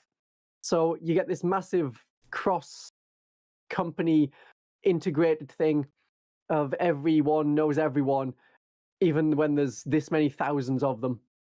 And they work with each other, and they're much more integrated, and they don't have any of the weird lodge stuff that like the Space Wolves and the Sons of Horus do, that ends up being a big problem for them later on. And then there's the flesh change. That is still happening. And at one point, Lehman Russ witnesses a Thousand Son who's fighting an orc suddenly have tentacles sprout from their elbows, and their face distends, and they like swallow a whole orc and become a chaos spawn. And Lehman Russ is like, that's weird. Did you know that happens? And Magnus is like, I don't know. I wasn't there. I got one eye. You're a tank. What do you know? I don't know if they made a reference to Nelson, where he was doing the siege of Copenhagen, and he was given the order to stop shelling a civilian town, and he put the spyglass to see the order up to his blind eye and was like, well, I've looked and I don't see the order to stop. So it might be something along those lines. That's actually why Magnus lost his eye, so he could pull that joke at least once. Or he went to what was the island? Tenerife. I think it was Tenerife. Magnus went to Tenerife, lost his eye there. And then he was like, well, I don't like 10. I think it should be 9-erife. Exactly. That was his big problem with it. So if Tenerife ever gets destroyed, that's exactly why. Yep. So then all of the legions get together and they're fighting the orcs, the great orcs of Ullanor. And this is the Ullanor Crusade. And this is like bigger than even Gazgul is right now. A massive empire of orcs that culminates in this planet called Ullanor that's really important for the orcs for some reason. A planet that will then, in a few more millennium, create the Beast. And there's been a bunch of books about the Beast and the War of the Beast. He's another massive war boss, even greater than the war boss of Ullanor, even greater than Ghazghkull Tharka. So eventually the Imperium was like, this planet is just, it's a problem. So we're going to smush it, and then we're going to cast it into space. And then it ended up in the Armageddon sector. And that's somehow why the orcs are totally obsessed with Armageddon. Because as soon as Games Workshop writes one bit of lore, they need to draw strings from everything to make sure it all fits. Yeah. So everyone's impressed with Magnus. Yeeted it. Orcs angry. Yep. That's the whole thing. And that's how the second and third war of Armageddon started. You gotta be careful yeeting these planets around. You just cause too many wars. At Ullanor, though, Magnus is considered to be pretty amazing. You know a Gargant? An Orc Gargant? It's a Titan-sized thing. He crushes one of them with his mind. That's how powerful he's meant to be. I mean, when I used him in that one game I used him recently, he seemed Gargant crushing with his mind powerful. Good. Then the tabletop stuff sort of matches the lore, and it will again, eventually, when we get to the more recent lore. Then the Emperor says, okay, this was cool. This was our big thing. I'm going to go now. Daddy needs to work now. Daddy has something he needs to do. All of you stay out of Daddy's study while he sorts this out. Horus, you're in charge. You're now War Master. And for people with all of the knowledge of Horus Heresy, they're like, oh, he said the thing happened. He made Horus the War Master. Ooh. So that's going to spiral separately to do with Horus. Yeah, I've heard he's not particularly he did a thing. He eventually did what is known as doing a heresy. He committed a heresy, which out of all of the problems is also, I think, against the Geneva Convention, committing a heresy. So he has got to make sure he gets to get a whole new convention set up. Oh, because the Council of Nicaea, or Nicaea, depends how you want to pronounce it. This is where a lot of people are getting worried about what the Psychers are doing. So Lehman Russ, especially from the Space Wolves, Mortarion doesn't like Psychers. Corvus of the Raven Guard doesn't like Psychers. And they have this whole thing of like, okay, we need to get together and discuss what we're going to do with the Psychers. And the Council of Nicaea is basically mainly Magnus on the side of, no, magic and stuff is good. So for a lot of people, the Council of Nicaea is just generally named the Trial of Magnus. And then the lore gets a little confused because they were trying to square away in these Horus Heresy novels this one line or two lines from earlier Warhammer lore where it was like, oh yeah, there was this council and they decided to stop doing psychic magic. So they're trying to square like, okay, we're saying sorcery is bad, psychers are okay. So navigators that we need to get through the warp, they're okay. Astropaths that we use to space message, they're okay.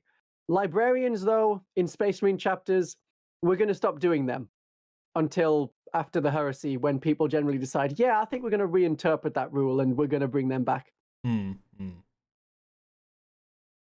So, yeah. Yeah, so sorcery bad, Psycher's good. Psycher's okay. Psycher's okay. So far as they think Psycher's good. Psycher's acceptable. Psycher's useful, necessary to society is the main thing. Yeah. It's like a discussion of, oh, do we really need all of those poor people? And it's like, yeah, well, who's going to clean the streets? Okay, yeah, we can keep poor people. Do we need poor people? Question mark, quote. PVC. That's right. There'll be a quote wall, a list of quotes from me. Yeah. Make sure you put third millennium. Yeah, third millennium. It will come up later. That's part of the lore. Yep. Yeah, I spend enough time being poor to know it's not fun. Oh, not ideal. We are indeed going through the entirety of the lore of Magnus. So this is the point where Magnus at the what becomes the trial of Magnus, stands up and assumes that everyone there is morally balanced and a totally reasonable person. What an absolute fool. He starts quoting Shakespeare. He talks about Plato. He goes through the whole cave of Plato in detail and then makes it about psychers. And he says things he shouldn't. Like, if psychers are so bad, then why is Daddy a psyker? And it's like, whoa, come on. There's like some things you don't say. So Magnus is then told to stop studying warp stuff and demons and magic. Just do none of that. Leave the books on the shelf. Don't touch them. And all of the legions are told to disband their librarians, except the Space Wolves, because they have wolf priests. And no one brings up that the Emperor hates religions. So why would there be priests? But they're allowed. They're okay. They can keep doing their thing because it's all guessing and friendship and not at all pulling the warp energy out of hell itself to throw it in your enemy's face. So for a short time, a very short time, Magnus doesn't do psychic stuff. All of the different legionaries of the Thousand Sons are like, I am definitely not using my warp powers, but in 5 hours the enemy will be at this exposed area that we can ambush them. Just saying tactically, we maybe want to go there. And they're like, wink, I get it. I can't wink, I've got double eye blink. Yes. If I blink one eye, it does both. Imagine I'm winking. Wink. I'm winking too much. Oh god. Yeah, so yeah, basically they're like, I didn't use psychic, I just guessed that in about 5 hours they're gonna be here. Yeah. I maybe tortured someone or, killed them, drank their blood, and because I'm a space marine, I have an organ that changes that genetic memory into some memory for me. So there's loads of them doing that. I think the Imperial Fists don't have that organ, but the Blood Angels really liked using that organ. So they do a whole, let's drink the blood of our enemies, find out what's going on, stuff like that. So it works. The entire galaxy gets a lot more pacified. And then Horus gets hurt. And a man called Erebus from the which legion is he? It's on the tip of my tongue. It's one of the red ones, the other red one. Word that bearers? isn't the Blood Angels. The Word Bearers. He's from the Word Bearers. He's a chaplain. And he takes Horus to a moon of Davin, which definitely sounds like a Star Wars reference. Yeah. Actually, we're going to get a lot of Star Wars references coming up. And Magnus has this vision of the entire heresy. He basically gets given all of the books, apart from the Burning of Prospero book. So he doesn't know what's going to happen to his own legion, but he knows what's going to happen to all of the others. So he uses this vision, and then he astral projects like a Jedi, the way that, what's his name, Luke Skywalker did in that 8th Star Wars movie that may or may not exist. He does an astral projection to Horus, and he's like, hey, Horus, do you want to not do a crime? How about you don't commit crimes? How about you don't do a heresy? Well, yeah, exactly. And Horus is like, well, are you breaking the Council of Nicaea right now? Because it sure does look like you're breaking the rules of the Council of Nicaea right now.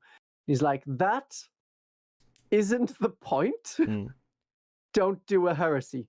But in the end, Horus chooses to go with Erebus, who is like, come on, do a heresy. The Chaos Gods are really cool. You'll like them when you get to know them.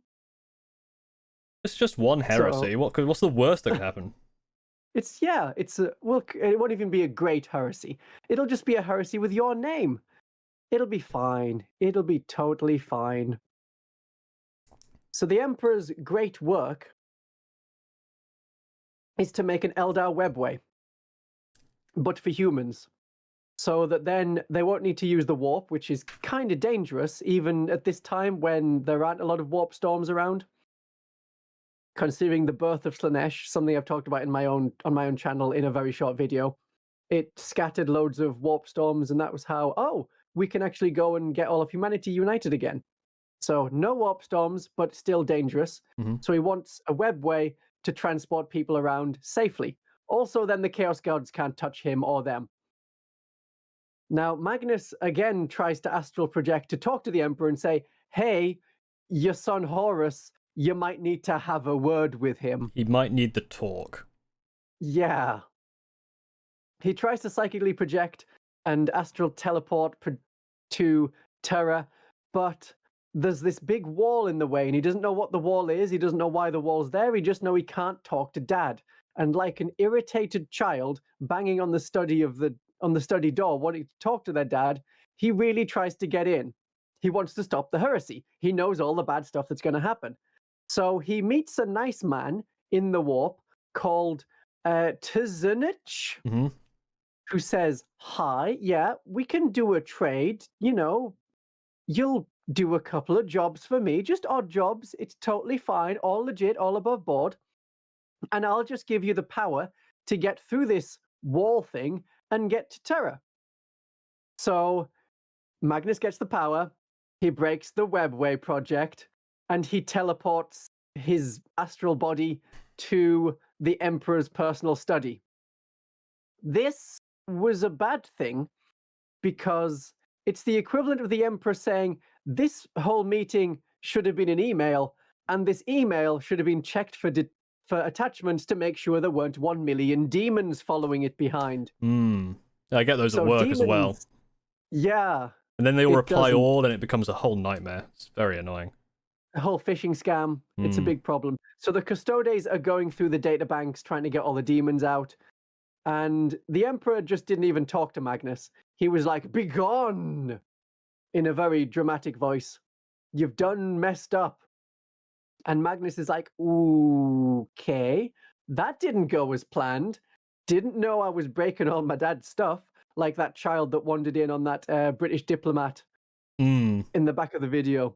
It was like that, except the child smashes everything on the way. And rather than the mother coming in and pulling the child out, it's Tzeentch coming in and helping him trash the place. Exactly, yeah, Tzeentch is following in and just breaking stuff. So Magnus didn't get to speak to the Emperor. So the Emperor's like, okay, I'm going to text my son Leman Russ, and I want him to come in chains to Terra, and we'll talk about this whole breaking the Council of Nicaea thing and breaking all of my stuff, which I'm now going to have to fix. That text went via Horus, who as War Master is meant to be in charge of everything. And he chats with Erebus and sees a way to silence the one person that knows about his betrayal. He doesn't want it to be revealed too early. And it also means that he can get the Thousand Sons to hate a loyalist legion, if they're not entirely destroyed. Because, as he's seen, Magnus seems to want to side with the Emperor, currently. So Horus does a little bit of a cut and an edit, and changes the order and says, hey, Leman Russ, Emperor says, go to Prospero and murder Magnus in the face and destroy all of his cities and burn all of his stuff and murder all of his people. And there's this whole alluding to the 2nd Legion and the 11th Legion. Their Primarchs don't exist anymore. And it's mentioned that maybe Leman Russ was the one that killed at least one of those Primarchs. And then all of their warriors were like scattered and split, but the surviving ones at least, the ones that would have been joining those Primarchs when they actually existed. They were given to lots of different legions, mainly the Ultramarines, which is part of the reason why the Ultramarines are such a massive legion. I think they're the biggest legion. Yeah, well, they're called they have the most paint, I think, is the reason here. They do have an Ultramarines paint named after them. And I think they were the first ones. Yeah, I think the Ultramarines got a codex before the Sisters of Battle got a codex in 2nd edition. Not fair at all. Absolutely, that's exactly how it worked. And then the Dark Angels got one as well. Games Workshop just won't support the Battle Sisters. It's so unfair. Pesky Dark Angels. Yeah. So we're going to have what becomes known as the Burning of Prospero. And a bunch of other custodes are there, and some Sisters of Silence. Are you familiar with the Sisters of Silence? Yeah, they don't talk and they don't let other people talk. Yeah, and they also have this null aura of no psychicness around them. So they're the No perfect magic, weapon. please. Magic, the slider. Just turn the slider from magic to off. Great secret So of magic is that only the Sisters of Silence know about is you just turn the slider down. It's just a setting. You just turn it off in the settings. It's a dial, yeah. And you get an area of that. They're really weak at the moment in 40k, so no one's taking them as a unit, which is unfortunate. Kind of cool. So they turn up, and the sons. There's some sons of Horus there. He like sends a little detachment just to watch.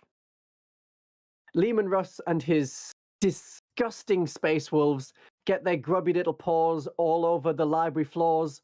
They don't clean themselves off. No one's there to give them a towel. They break, they burn stuff. Millions die, and more than 10,000 Astartes are killed, and a lot of knowledge is lost, and several versions of like Plato's stuff is also destroyed because we need to get Plato in yet again. Yes.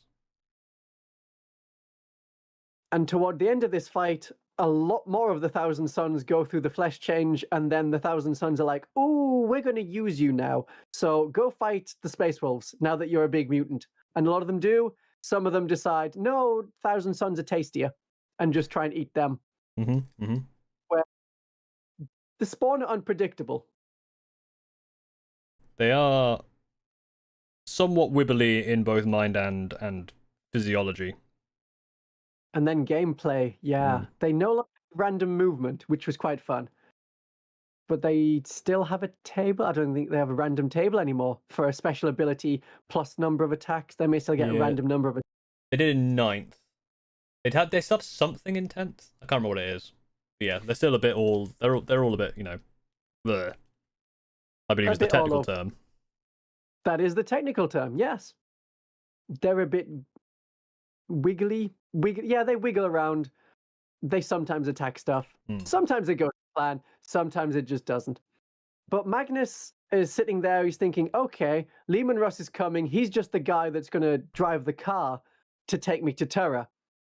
And then when he's there, he can tell the Emperor in person all about Horus. But when Leman Russ starts smashing up his stuff, he eventually realizes, okay, we need a plan B. So he gets Ahriman to do a special thing, and they're doing a ritual to transport everyone to a safe place. To keep this ritual going, he goes out there and duels Leman Russ himself, fighting in his form as a 20-foot tall psychic Cyclops monster. And he's fighting Leman Russ. He punches him in the chest. One of Leman Russ's hearts is destroyed. So that was okay. And then Leman Russ picked him up, and then it's RKO time. And then it's punching him on the ground time. And then it gets him on his knee and snaps his spine. Ooh, nice old backbreaker. Yeah, exactly. The books go into detail that it is dropping him onto his knee to break his spine. And in doing so, Magnus's spirit is shattered throughout time and space. All the different bits of his personality are split, and they go all over the place. They're everywhere. But at this point, Ahriman's ritual is completed, and he transports the Thousand Sons to Sortiarius, which is known as the planet of sorcerers, and it exists in the Eye of Terror. So they are then safe. But all of those different parts of Magnus, they're now going to have to take some time just out of the heresy, getting all those bits back together, or as many bits of as they can find. At least one of those parts is crushed down into a cube, and that cube is crushed down into a fine paste, and that paste is crushed down into a tiny beverage, and that is given to Revulus Arvita, a loyal Thousand Son who was on Terra at the time. He drinks that, and he becomes the first chapter master of the Grey Knights, which are their own faction in 40k. What was that guy's name? Revulus Arvita. which definitely sounds like a plant crossed with a car. Arbiter. Yes, it does sound like the Revulus Arbiter coming now. Gasland. Yeah, Gasland's vehicle. The Revulus Arbiter. Arbiter. And he is then the first chapter master of the Grey Knights. Yes. So they are the loyal, friendly psychic chapter on the tabletop of the 41st millennium. They have shiny silver armor. They don't like having witnesses to the stuff they're doing, which is all about fighting demons. Understood. Revuel Arvida. I may be pronouncing the name wrong. I may be doing it for comedic purposes. There we go. So drink the Magnus juice, become grey. Gotcha. That's how it works. So they're gathering together the bits of Magnus and they're deciding, are we going to get involved in this heresy stuff? And then they realize, oh, we don't have much choice. We're now marked as traitors. The only way we're going to be safe is to side with Horus. Then at least half of the galaxy isn't trying to murder us immediately. It takes a lot of years to get Magnus back. And then he finds out that part of him, not the bit that was turned into a nice drink with a bubble straw, is on Terra. So he's like, okay, I will get involved. I will go there for the Siege of Terra, which in the books is going to be about 6 or 7 books, and they're going to come out over the next 3 to 10 years because they're just really milking this Horus heresy thing, which has been going, I want to say, since like 2007, 2008 was when the first book came out. Well, it's still quicker than Song of Ice and Fire. Oh yeah, I don't think anyone wants that to finish even in book form. They're like, no, we've seen how it could go, so it's fine. I think fine. People have given up on that. They're like, you know what? You did an Elden Ring. Good for you. We'll move on. Yeah, we've played Elden Ring and Dark Souls and stuff now. We're covered for that. It's all good. It's all good. So, Magnus turns up in person on Terra. He finds a secret way to teleport himself into the Imperial Palace, which is in the Alps. Well, that's where most of the fighting is. And he's like, okay, I'm getting in. It's only a small opening, so only him and some other guys can get in.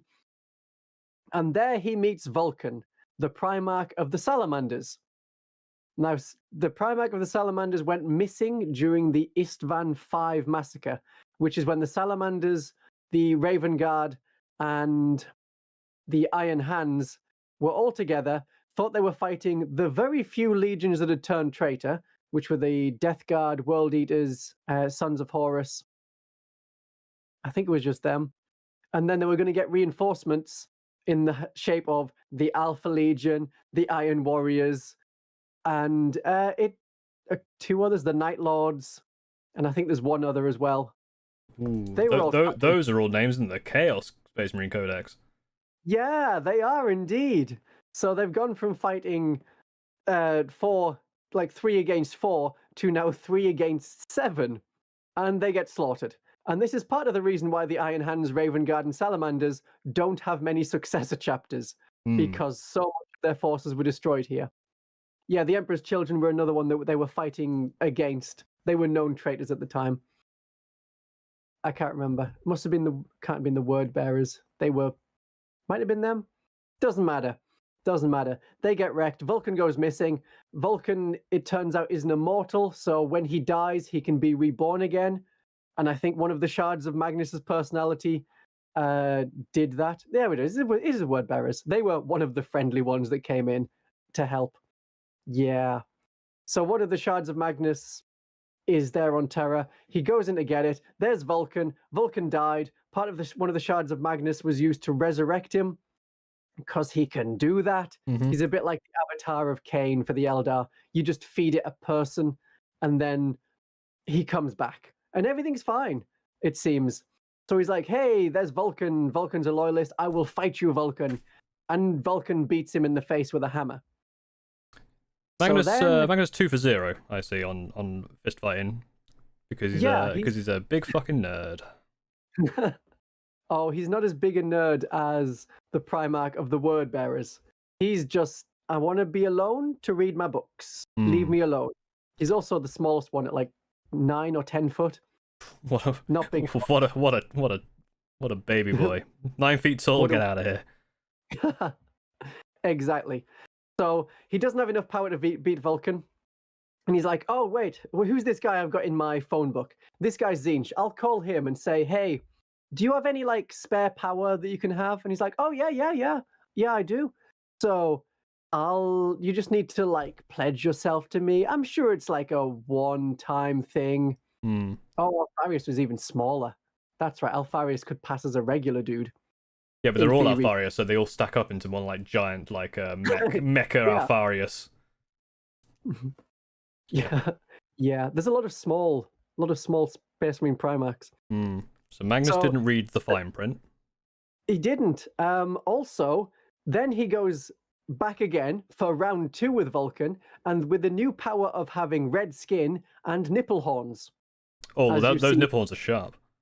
Yeah. He's going to fight Vulcan. He's like, okay, Vulcan, it's time for round 2. And he's like, what do you mean round 2? Wouldn't that have to be like a round 1 between us? Because we've never fought before. And he's like, oh, your mind tricks won't work on me. And he's like, no, seriously, what are you talking about? And then he realizes, oh, that whole first fight was a dream sent by Zinch. And now I've entered into a contract with Zinch. And now I didn't actually need to. Whoopsie. Ooh. Magnus means well, but he seems to be just a little bit of an idiot every so often. There's a couple of lapses in judgment here and there, but he means well. He's book smart, he's not street smart. That might be the best. High int, low wisdom. Yeah, the perfect example of that. So he then fights Vulcan, and again gets beaten. But now everyone is immortal and they're always going to come back, so he just gets banished into the warp. And he's gone back to Sortiarius. He's alone now. He gets to study the warp in peace. He's kind of happy for a while. And then the flesh change comes back and he's like, oh, right, that thing. I was meant to deal with that. Okay, I'm on it. Don't worry, just give me like another, I don't know, millennium. It'll be fine. And then Ahriman decides, yeah, that's going to be a bit long, so I'm going to have a go at fixing it. Do you know what this event is called? Now, this is the Rubric of Ahriman, if I recall, because that's when he turns everyone a little bit dusty. Yes, you see, technically, again, it worked. So anyone who was a pretty minor psyker, so anyone that was in like the tactical squads, their armor magically seals, their bodies are burnt away to nothing, and they are just dust in armor, possessed by the spirit of the person, but with very little personality or automation. Or it's purely purely automated. Yeah. So then all of the more powerful good psychers relative to the Thousand Suns, knowledge is power is good, knowledge is perfect. They are the ones that become like the sergeants of the squad, the aspiring sorcerers that you see in your army. Yes. So their thinking was, now, as it's just been put in the chat, you can't mutate if there's nothing left to mutate. That is that is smart by Ahriman. Except you'll have seen on some of the newer models that they have like 3 arms, or there's an extra. Yeah, a lot of the Exalted Sorcerer have some cool arms and stuff like bird faces. So, and one of the whole companies that you can have, because there's 9 companies that they have. One of them is all about mutation. Yeah. And so they definitely get the mutation. So it technically worked. But then Magnus is very upset by this, and he's going to kill Ahriman. At which point, that's angry. Yeah, Zinch is like, hey, no, this guy's a named character. He's trademarked Games Workshop. He's been around a while. Do you think you could maybe do something instead? And he's like, okay, exile, deception, disgrace, evil as plain as the scar on his face. Oh no! If my fiance hears you sing that and is watching the stream, she's going to go ballistic. She likes that film. It is pretty good for a Disney sequel. Well, so that's what happens to him. all right. I'm going to write down here Lion King 2. Yep. Magnus's Pride. Magnus's Pride.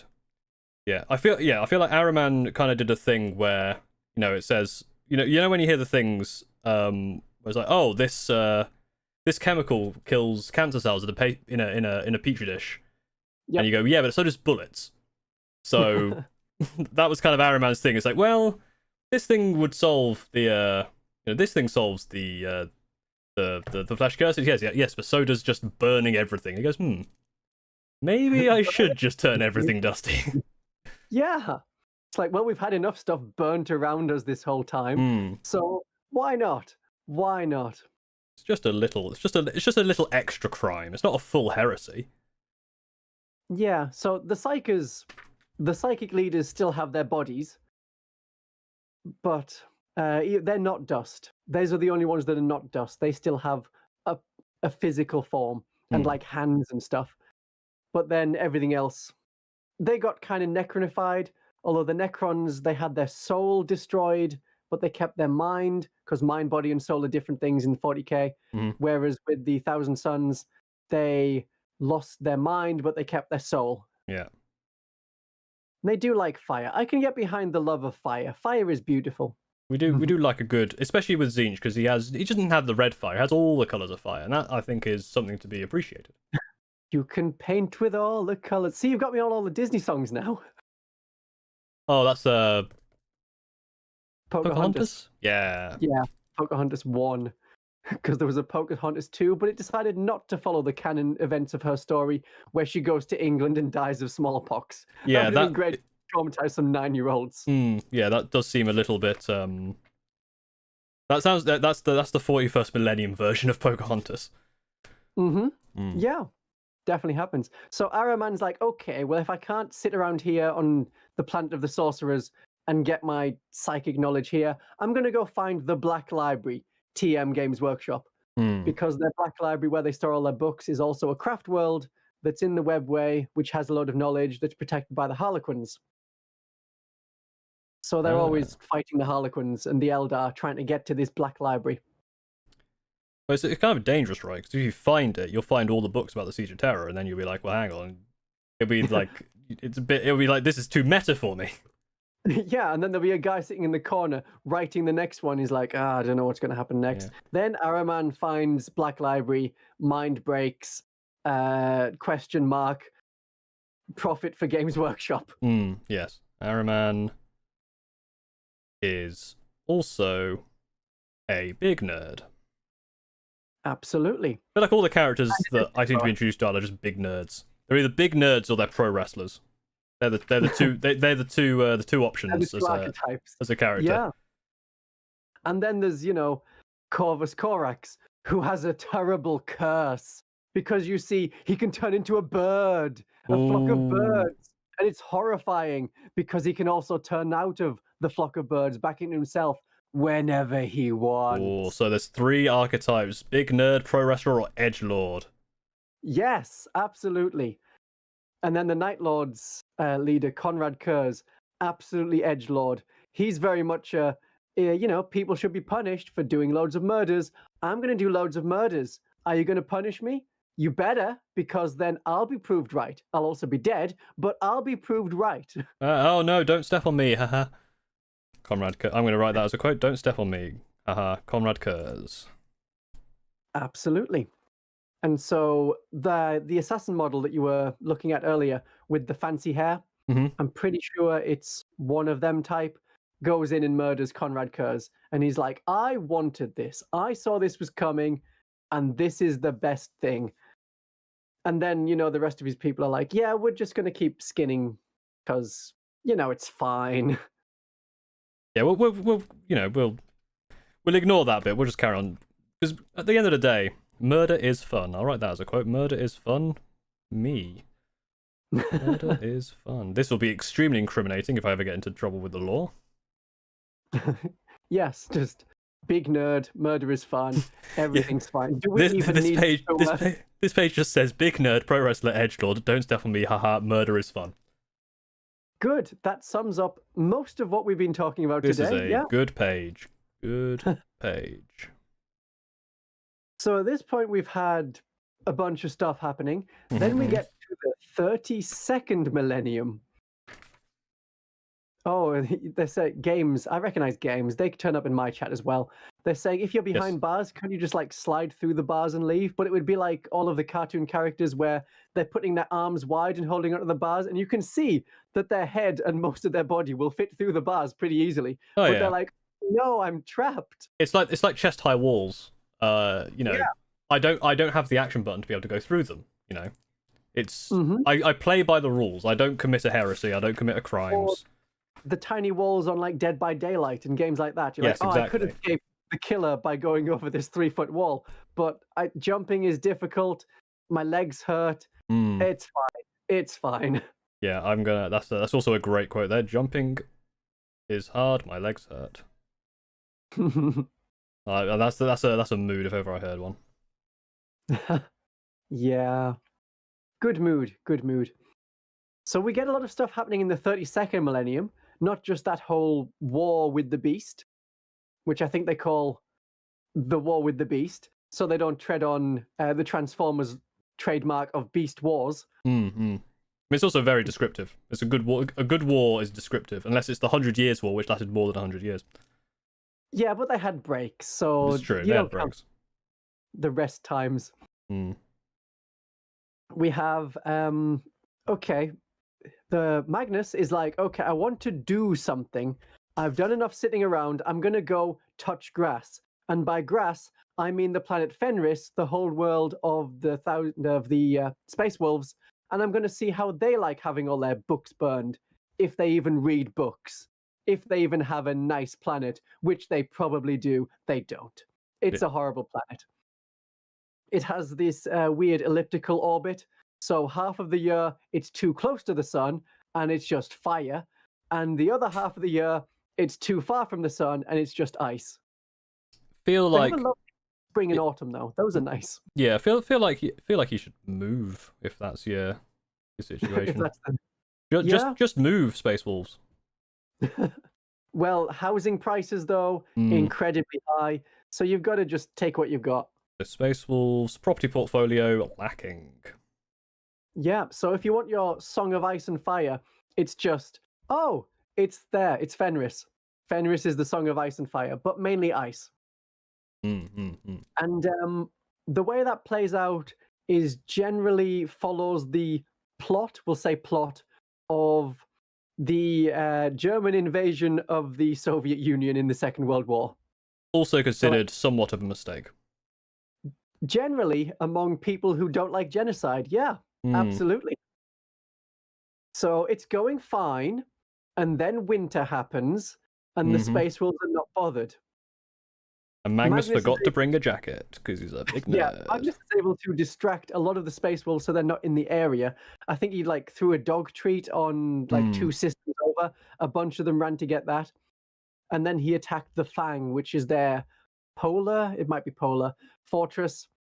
All of their stuff is there. And he's defeated yet again. So he's not for 3, this time being defeated by Bjorn the Fell-Handed.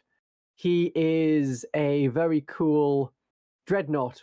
And I hope they keep that dreadnought model around, because now that I have a Deathwatch army, I've been looking at the very nice older dreadnoughts, like the plastic ones, not the pure metal ones from 2nd edition. They are a horror to even try and build, let alone paint without chipping them. So I want one of them. So Bjorn the Fell-Handed, he's a dreadnought. He has a fancy spiky claw and also an assault cannon.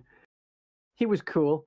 But Magnus did manage to get into their one librarious area. Maybe they have one area. They tell stories rather than writing them down. So this one area, it's more of a laboratory. And he's like, oh, what's this? It looks like a cure for the curse of the Wolfen. Well, I'll just hit that with a hammer. And he's like, okay, all of my human acolytes are dying in the cold. My Rubric Marines are fine because cold doesn't bother you when you're just a bunch of dust, but they're also being destroyed and lost in avalanches and falling in the water. And I kind of need the suits because they can't regenerate if you don't have the suit of armor. Right. I mean, you missed the opportunity to say cold didn't bother them anyway. Oh, see, is that a Disney one? That's Frozen. That is a Disney. Yeah. As Well, we are learning, the parallels between Disney lore and 40k lore are very, very close. especially now that they own Star Wars. So yes, True. Magnus Disney princess ? possibly, but maybe Disney villain because he keeps being defeated again and again by increasingly lower level people. Yeah, he seems to have sat around on his ass, got bored, decided to go commit a crime, and failed. Which sounds like what I do on a weekend. So I can see how Magnus. I can. Well, as long as you paint something while you're crying, then you don't need to refill your water pot. That's very true. Although the salt won't do anything good to the brush. But you should never buy like expensive brushes. Even the best painter people are just buy the cheap ones, use them, get rid of them when you lose all their bristles. Yeah. And maybe have a separate one for metal paints because all the metallic flakes are kind of awful for the brushes. I just kind of use the same ones, but I don't paint that often. Metal flakes, bad. Yeah. That's part of the lore now. Absolutely. I think it's that pretty much all of the legions have something wrong with them. The Blood Angels have their... No, they're all right. They have their Red Thirst, which is just them getting extra angry, which then turned into the Black Rage once their Primarch was killed, and they were all psychically linked. And then they have the memory of his death, and sometimes they get a little bit angry and want to go on a mission to kill Horus, whoever Horus might be that day. An Orc War Boss, an Eldar Autarch, a traitor captain. They're going to kill their version of Horus. I see. Blood Angels get a bit angry. Yeah. I feel like all the legions just have daddy issues, I think is the main thing. I think that might be I think maybe if the Emperor was a better father figure. Oh, you have hit the law so perfectly. He's a bad dad, and also all of the Primarchs became like fathers at too young an age. So they were like, oh, I have this many children now. Hi? You exist. I'll have to deal with you. And they didn't really have a good role model to go on, so... Yeah, kind of. The Space Wolves have their werewolf curse that sometimes crops up if they've been feral or rogue alone for a long time. They need friendship to not go like that. Power of friendship good for the Space Wolves. The World Eaters, they had a whole thing of like, their Primarch, Angron, was like, okay, well, I had these weird things stuck in my head that make me angry all the time, and now I'm angry at my dad, so all my kids have to get this same tattoo hammered into their head. So that didn't go great. Yeah, I mean, when your name is Angron. Yes, you're not calm. See, I'm Calmian. I'm a very calm person. Exactly. And then there's Angron, who is angry. It's true. And also, yeah, the World Eaters... Was that their original name when they were also good guys? Or I say good guys, loyalists. I don't think it was. Because that's bad optics. We're here to save you. We're the World Eaters. Yeah. Originally called the Warhounds. Warhounds. That's at least a little bit. And they used to wear nice white armor that they then got splattered with red. And they were like, haha, look how cool and bloody we are. Why don't we just paint our armor red? And then they became yet another red armored wearing legion. All the other red armored legions, for God's sake, we've already got like 5 of us. Why? We like red. Red's an easy color to paint. Yeah, red. They must have had like a lot of red in the Games Workshop stores at the time. But they were white and with a blue shoulder pad. Yeah, then Death Guard, they're fine. They just got plaguey. All of the Chaos ones, their flaws kind of obvious. Yeah. The Imperial Fists, some of their organs don't work or they can't be implanted, like the Spit Acid one and the Eat People to Gain Memory one. That's We may, Not I too may, I bad. may look into that thing, the whole spitting acid and eating people's organs thing. That was, we'll put that one on the back burner for now. Imperial fists, Don't spit acid. just kinda ill, I guess. Just kind of normal. Mm. The Ultramarines are fine. They have a stable gene seed, so that's why they're able to just more and more gene seeds of them, please. Yeah, Because so when you have a Ultramarine- Space Marine, then they have 2 progenoid glands, one of which they like grow themselves and can be continually harvested. So like that's how they make children, and then the other one is in their neck, and that was the original implant. And when they die, you can just pull that out and then stick it in someone else, and it'll be fine. They'll become a Space Marine. Right, yeah. So the Ultramarines have plot armor. I see. They do, and that's why the vast majority of successors are Ultramarines. Mm-hmm. The Dark Angels are pretty stable, but then they have evil secrets about how they turned evil, but weren't all evil. Just some of them were evil. Dark Angels So just kind of dicks.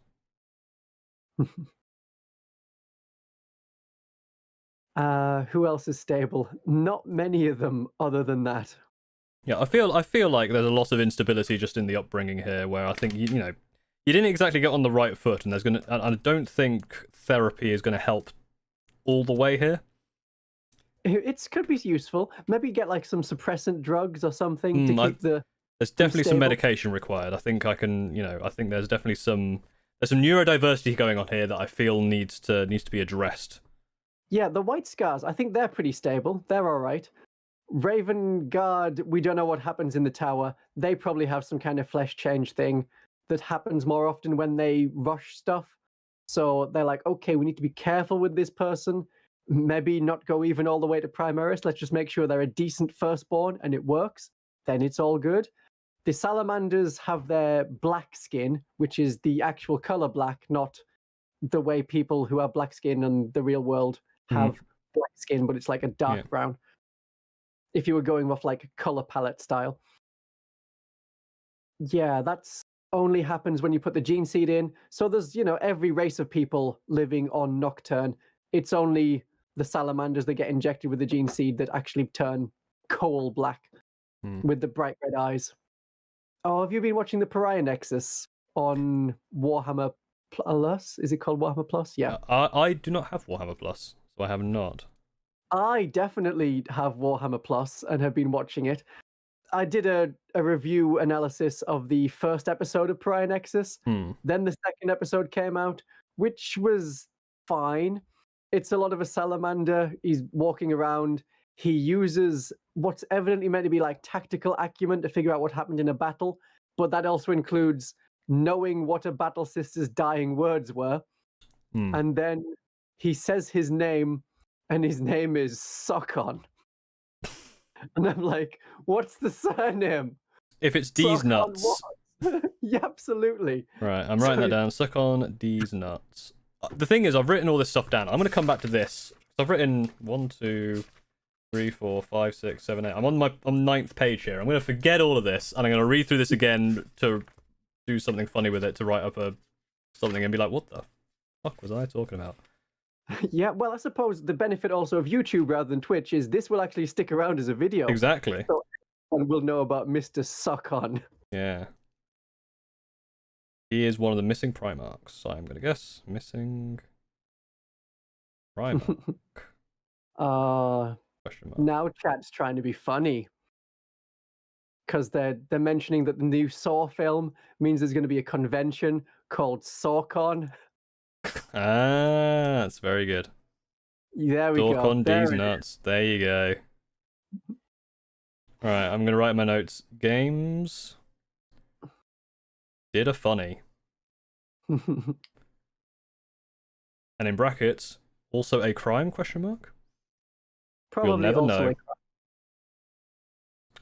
We'll never I can't know. remember how good the comments are when they're on my videos. They're pretty good. They tend to actually be relevant.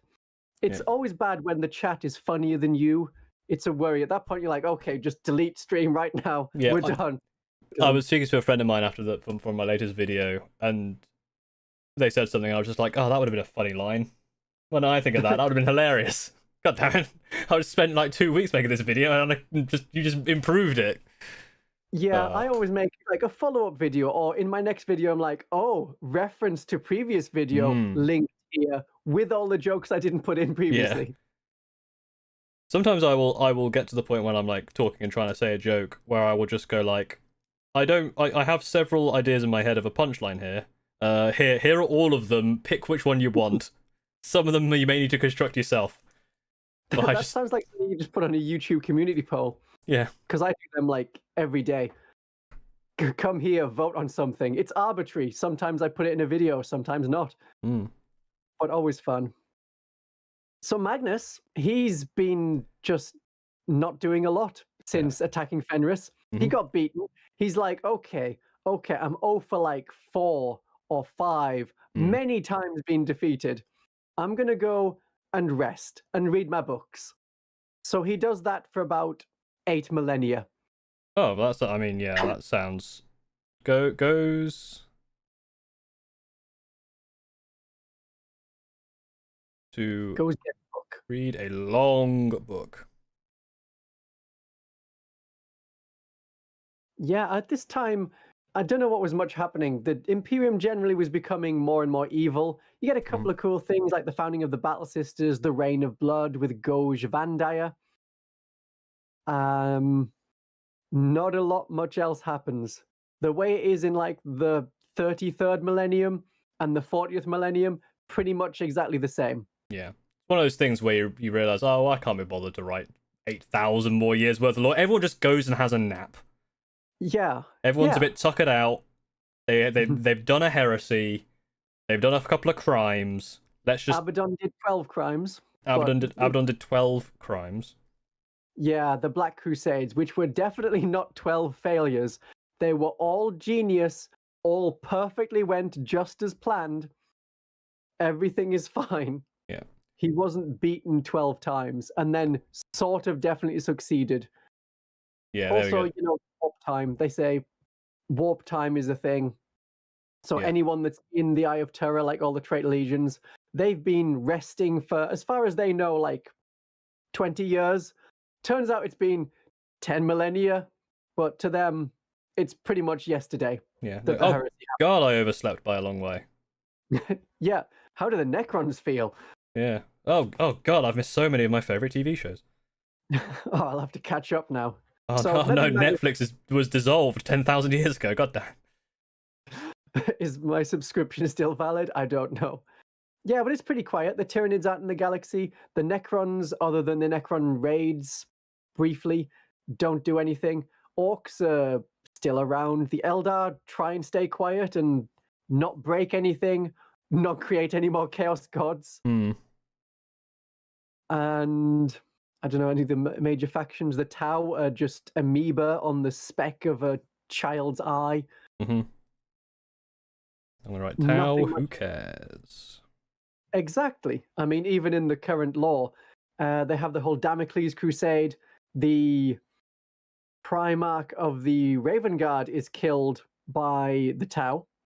And then there's a message that gets through to Terra, and it's like, we need help against the Tau. And the general consensus is, what on earth is a Tau?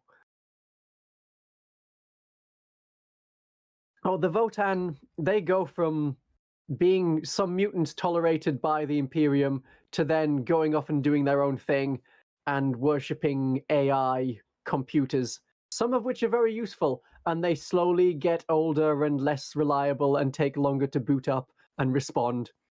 They just don't. They're like a lot of people who just don't. They refuse to update the operating system because they know how that operating system works, and they just want it to continue to work. Like all of the people who should upgrade their goddamn software. I'm not bitter. It's got nothing to do with my day job. I don't like updating stuff because everything works fine. I don't need to do it. Although when you're talking to someone and you're sending them a file with like track changes marked on even Word, and they're like, I don't know what that is. Does that exist on Microsoft 2003?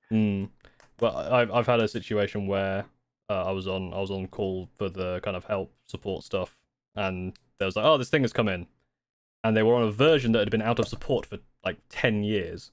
To the point where I started there, and it was 10 years old at the point I started, And it was and it was 7 years into my career, and they were like, "Okay, we need some help." It's like, no one who made that works here anymore. They all retired like 10 years ago. Why haven't you upgraded? What do you expect us to do?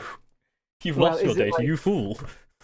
Is it like in the job application, they mention some software that's been out for a year and they want you to have 2 years experience with it? Yes, very similar. Where it's just like, yes, we need you to have experience in this thing that is irrelevant or just hasn't been around that long.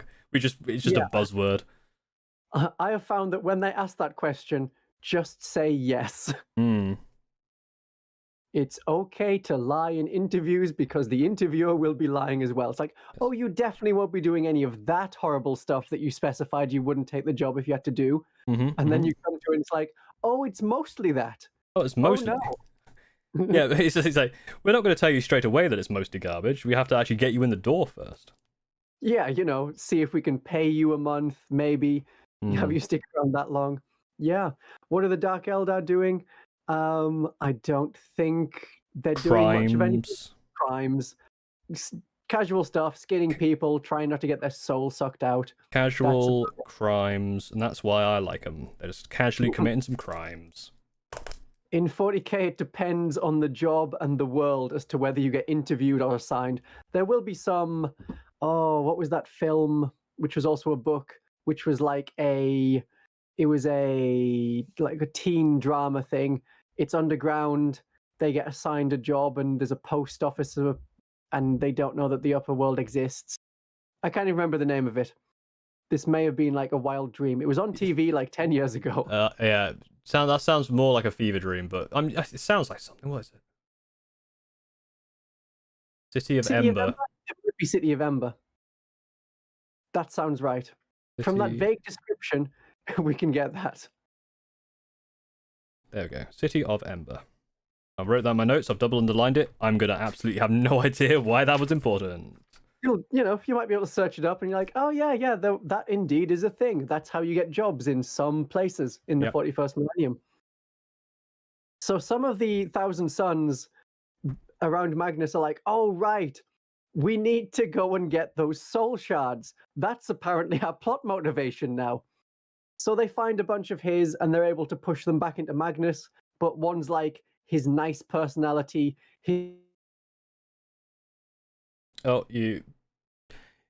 Ironically, as soon as you said his, you broke up as soon as you said his nice part of the personality. Apparently the warp was just like, no, no niceness for Magnus. Yes, the niceness broke. The part of him that doesn't want to, feed children to crocodiles, that broke trying to get back into him. So he doesn't have those aspects anymore. Okay. He's just evil now. I just feel like a lot of the time as well, they have these things they need to go get. They kind of get distracted, and then they go, oh yeah, that thing. Like, oh yeah, the flesh change. Oh yeah, the sound. It does sound like the Thousand Sons may have ADHD. Where they're just like... Yeah, but I want to do this thing now. Oh yeah, I forgot I had all that Warhammer to paint.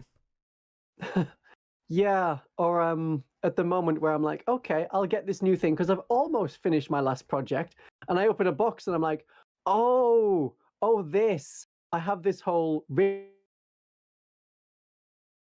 Oh, gone again. Modeling thing.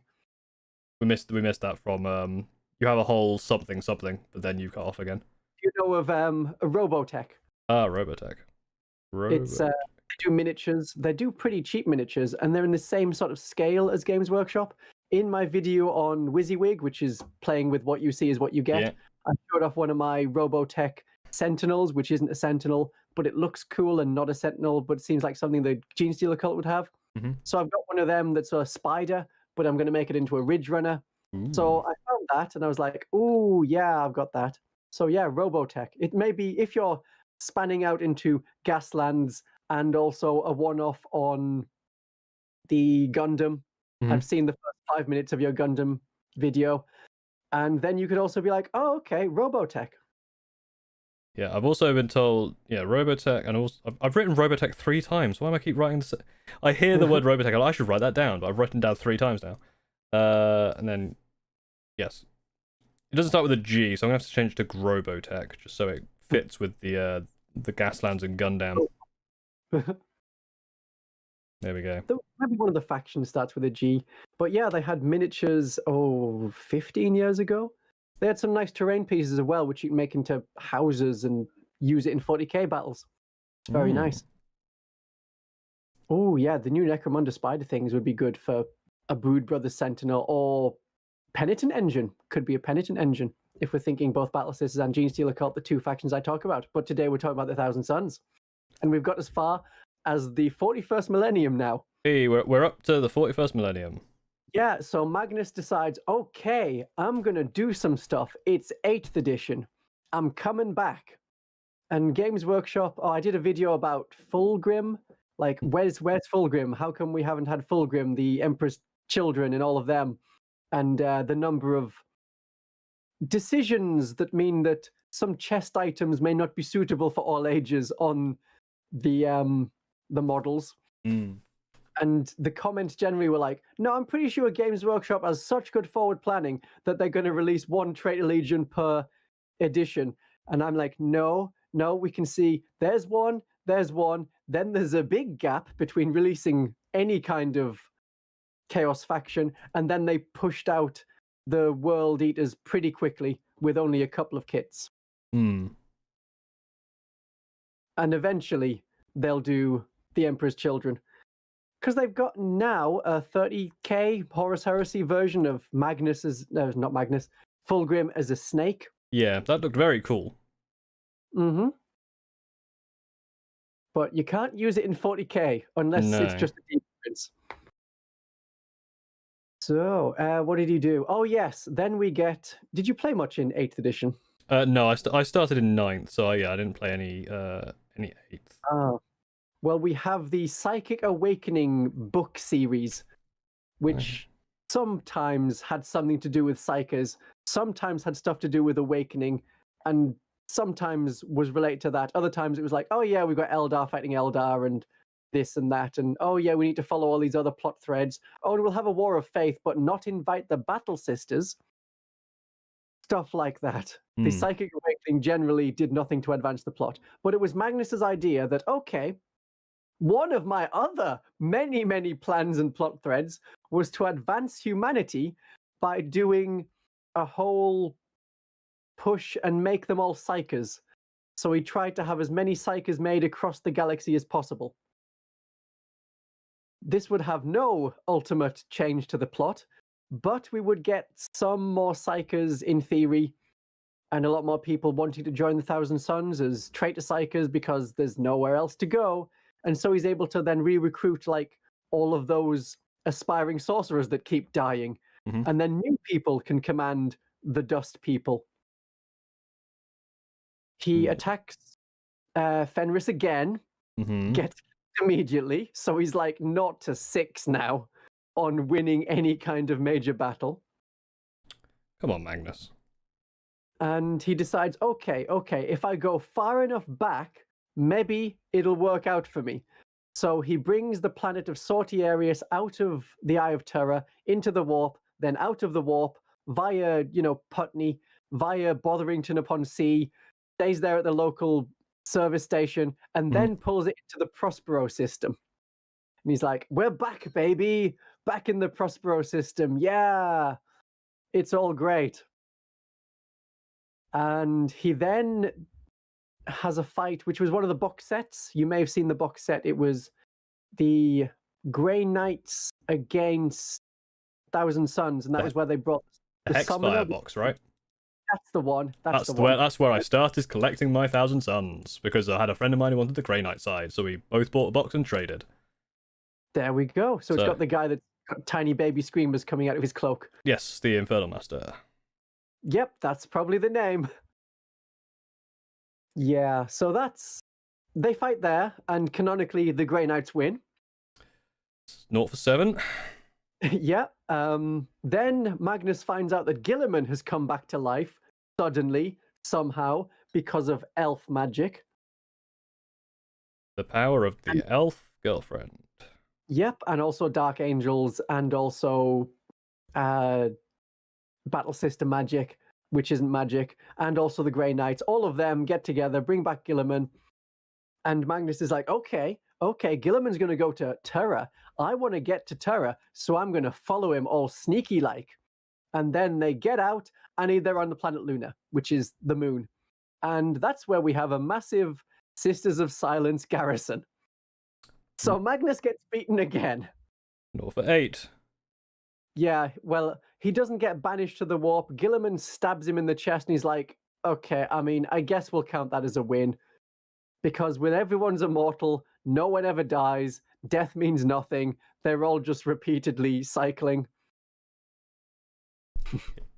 Yep. Go to moon. Yeah. Doesn't work. Kind of, they're just like, they just feel sorry for him at this point. Yeah, well, then he fights the Dark Angels, led by the 5th Company leader, their captain called Lazarus. He's so called Lazarus because he was a firstborn, and then he died, but then he got primarisified, because that's how it happens now. They just resurrect, but in new form. Mm-hmm. And he beat Magnus and the Thousand Sons. 0 for 9. Yeah, he has a plan. He's like, okay, we're in the Prospero system. Maybe we should go back to Prospero and then get some of the stuff there. See if there's anything in like the underground vaults. So he goes there, and there are a couple of the minor Space Wolf characters. A Jarek Rockfist, who's a Terminator. Nyan Stormcaller, or a name something like that. And Lucas the Trickster, who is the sexy one of the Space Wolves. That's generally how he's portrayed.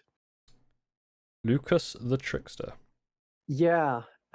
He's a Bloodclaw, which is their version of like a scout, except they don't send them to the scout company. They use old people in the scout company, and they basically go straight to Assault Marine. Like, either get on a bike or get a jump pack or just run screaming into battle. You're a Bloodclaw, that's how you do it. And he's really clever, but he keeps being demoted for insubordination. And being too sexy, I assume. Possibly, yes. Possibly. That's very true. Every time I lose the Thousand Sons, I gotta say, it's just lore accurate. Oh, that is exactly how I feel about playing Skaven. It's always like, it was his fault. I did nothing wrong. He's the one that made me lose. It's all in the lore. So I didn't mind playing Skaven a lot. And then obviously I play Vampire Counts.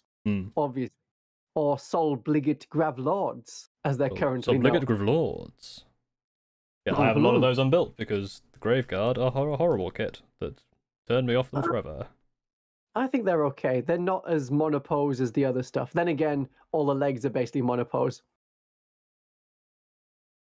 Yeah. Yeah. So we're on 0 for 9 for Magnus right now. Yes. He's been beaten by Grey Knights. He's been beaten by Gilliman. He's been beaten by the Dark Angels. Absolutely. And then, yeah, he's on Prospero. A bunch of Space Wolves turn up because they saw something is going to happen. There's a bunch of portals open, and Magnus is like, okay, I can bring some demons through these portals. What comes through the portals are members of the 13th Great Company of the Space Wolves. They're all the Wolfen ones that have gone very wibbly. They have a lot of really cool, like, 30th millennium tech, which is considered the good stuff. Yeah. So they come out of the portals instead of demons, and it's very much like the Avengers Endgame. You've seen that Disney property. Yes, except in the Avengers Endgame, what's his name? What's the villain? Thanos at least had won something by this point. Yeah. This is the Avengers Endgame if Thanos had lost every single encounter, and this was just them kicking him while he's down. Yep. Also, the 13th Company, I think Tabletop Tactics are doing a 13th Company Space Wolf army. I believe they're making one, like, doing proper full conversions, which will be very cool when it's made. And now I understand where it comes from. Yeah, well, they turned up in like 2003 for the Eye of Terror campaign, and then Games Workshop was like, whoa, we would go into the 42nd millennium. Let's just hit pause on that. Just slow down there. For 14 years, nothing of note happened. Except they were like, oh, Centurions exist now, and have always existed. What are you talking about? Everyone has Centurions. Shut up. Get in the baby carrier. I know you like the models. I really don't like the models. They're one of the models which I know I can understand why people don't like them, but I am just a fan of I'm the fan of the absurdity, I think. I think they'd work nicely if you painted like the tactical armor one color and then the rig a different color. That could work quite. Yeah, so it's not going great for Magnus. And he's like, okay, well, I can get one thing. Oh, there's this cool scroll that is apparently beneath Prospero. And Lucas the Trickster gets it. And he's like, okay, I'll give you the scroll if you go away or like let us all go. And he's like, okay, that seems like a bad deal with a space wolf, but I'll do it because now I'm Magnus, villain of the week. I'll see you next Saturday. I'll get you next time, Space Wolves. Absolutely. So he lets the Space Wolves go. He takes the scroll, and it turns out to be just a blank piece of paper. And that is part of the law. And then Magnus stands up on top of a pyramid and goes, no! All right, that's definitely 0 for 10. That's a loss. I'm pretty sure that's a plot point in a cartoon. Yeah, so that's the level we're at now. Magnus turns up as a villain of the week. He's like, it was me all along. Ah, Mr. Grimes, the gardener. I never would have imagined that you were actually the Primarch of the Thousand Suns. He's like, yes, I am. How am I so easily beaten by 4 teenagers? It was me, Austin. It was me all along. For anyone who understands that wrestling reference. Is it actually a wrestling reference, or is it from that TV series? It was me, Austin is Attitude Era wrestling where there was this basically, so this weirdo was bothering Stone Cold Steve Austin. It turned out to be Mr. McMahon. Whereas Stone Cold Steve and Mr. McMahon were being attacked by this weirdo, but it turned out to be Mr. McMahon. It's wrestling law, which is actually less sense than 40k law. So let's not get into the wrestling law right now. It's always getting retconned. I'm just gonna write Magnus wrestling law. What? Question mark. So yes, now Magnus is on the level of Plankton. Yes. And his wife Araman, who he's estranged from. And that, I think, brings us up to the current law of Warhammer 40,000. Yeah. So to summarize, Magnus tried his best, bless him, but then he's just the unfortunate thing is he's just a big nerd and he loses all the time. He is currently 0 for 10 at least. He's getting a bit of a thrashing. He likes the number. He likes number 9. I've found the quote that says, "Do we need poor people?" ? Which was a quote for you, so that's in there. When it's part of the law. He got his back broken by a tank, and he traded a bunch of furries for a blank piece of paper. I think that about sums it up. And that summarizes where he's at. And that's the story of Magnus. I have written. I'm gonna specifically not look at these notes for at least 24 hours and then attempt to recreate what we've just talked about based on just these garbage notes. Sounds good. I've written Nina Reef. I think I kind of remember what that was a reference to, but there you go. Araman, yeah. Very good. Well, I think we all learned something today. Or at least, probably just me. I think everyone else probably already knew some of that. But if everyone did learn something good, hopefully you enjoyed that and learned some. Why? I just keep it. It's late. Well, it's getting late, and I'm just repeating the words. I hope you learned something over and over again. We're at that stage of the evening. And Magnus never learns. And Magnus never learns. So I think it's not so much. I don't think Magnus definitely did stuff wrong. I think it's just Magnus tries his best, and that's why we like him. I feel like Team Rocket, where he's a great advocate for persistence and never giving up on your dreams and always fighting there. Yeah, he's one for motivational posters. Yeah, he's motivational for don't ever give up on your dreams. You gotta keep trying even if you get knocked down. You don't really lose or you don't really fail until you stop trying. But maybe don't trade for a blank piece of paper. That sounds a bit, you can do better than that. Yes, eventually. Eventually. Yes. Well, thank you very much for teaching me all that. That was very insightful and actually very interesting, very fun as well. Had a really good time going through all Good. that. I'll have to have you over sometime again Yes. because obviously you are with me in my house. That is how it is working. That's how it's working. And next time I'll try not to completely ruin the theatrics by displaying a blank Discord screen for 2 minutes. Also, I realized I haven't got the a video transition for leaving, so I will just, I guess, disappear. Well, I can do a vague outro thing of saying, oh, hey, all of these 30 people who are watching, you might want to check out my channel linked at the top of the description, and then maybe watch a video, see if you like the channel, and then optionally subscribe. That is available. Currently, this is my full-time job, so I'm putting much effort into it.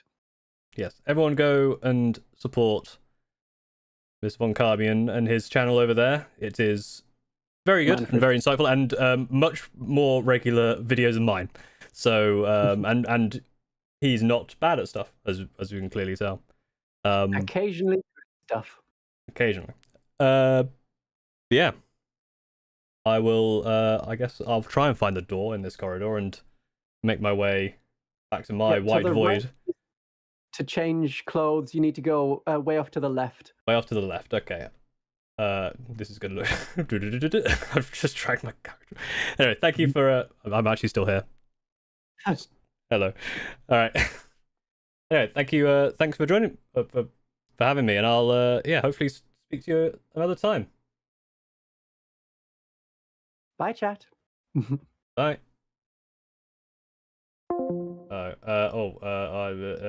Where's the chat? Oh god. Oh look, I'm back. Whoa, crazy how that happened. I'm suddenly back in this area. Wow. Yeah, whoa, great. Whoa. I spent so much time with that transition video, and then I messed it up immediately. I was gonna come in to the castle and be like hello, and then I was gonna have him pop up and be like haha. But I realized that obviously the way I had the Discord displayed, yeah, you know, that went very well. That was a lot of fun. I really enjoyed that. I've got I think like 11 pages of notes from that, and I think we've learnt pretty much everything. Yeah, 1, 2, 3, 4, 5, 6, 7, 8, 9, 10, 11. 11 pages of brain dump information about Magnus Red. I didn't mess it up that bad. Oh, I'm glad.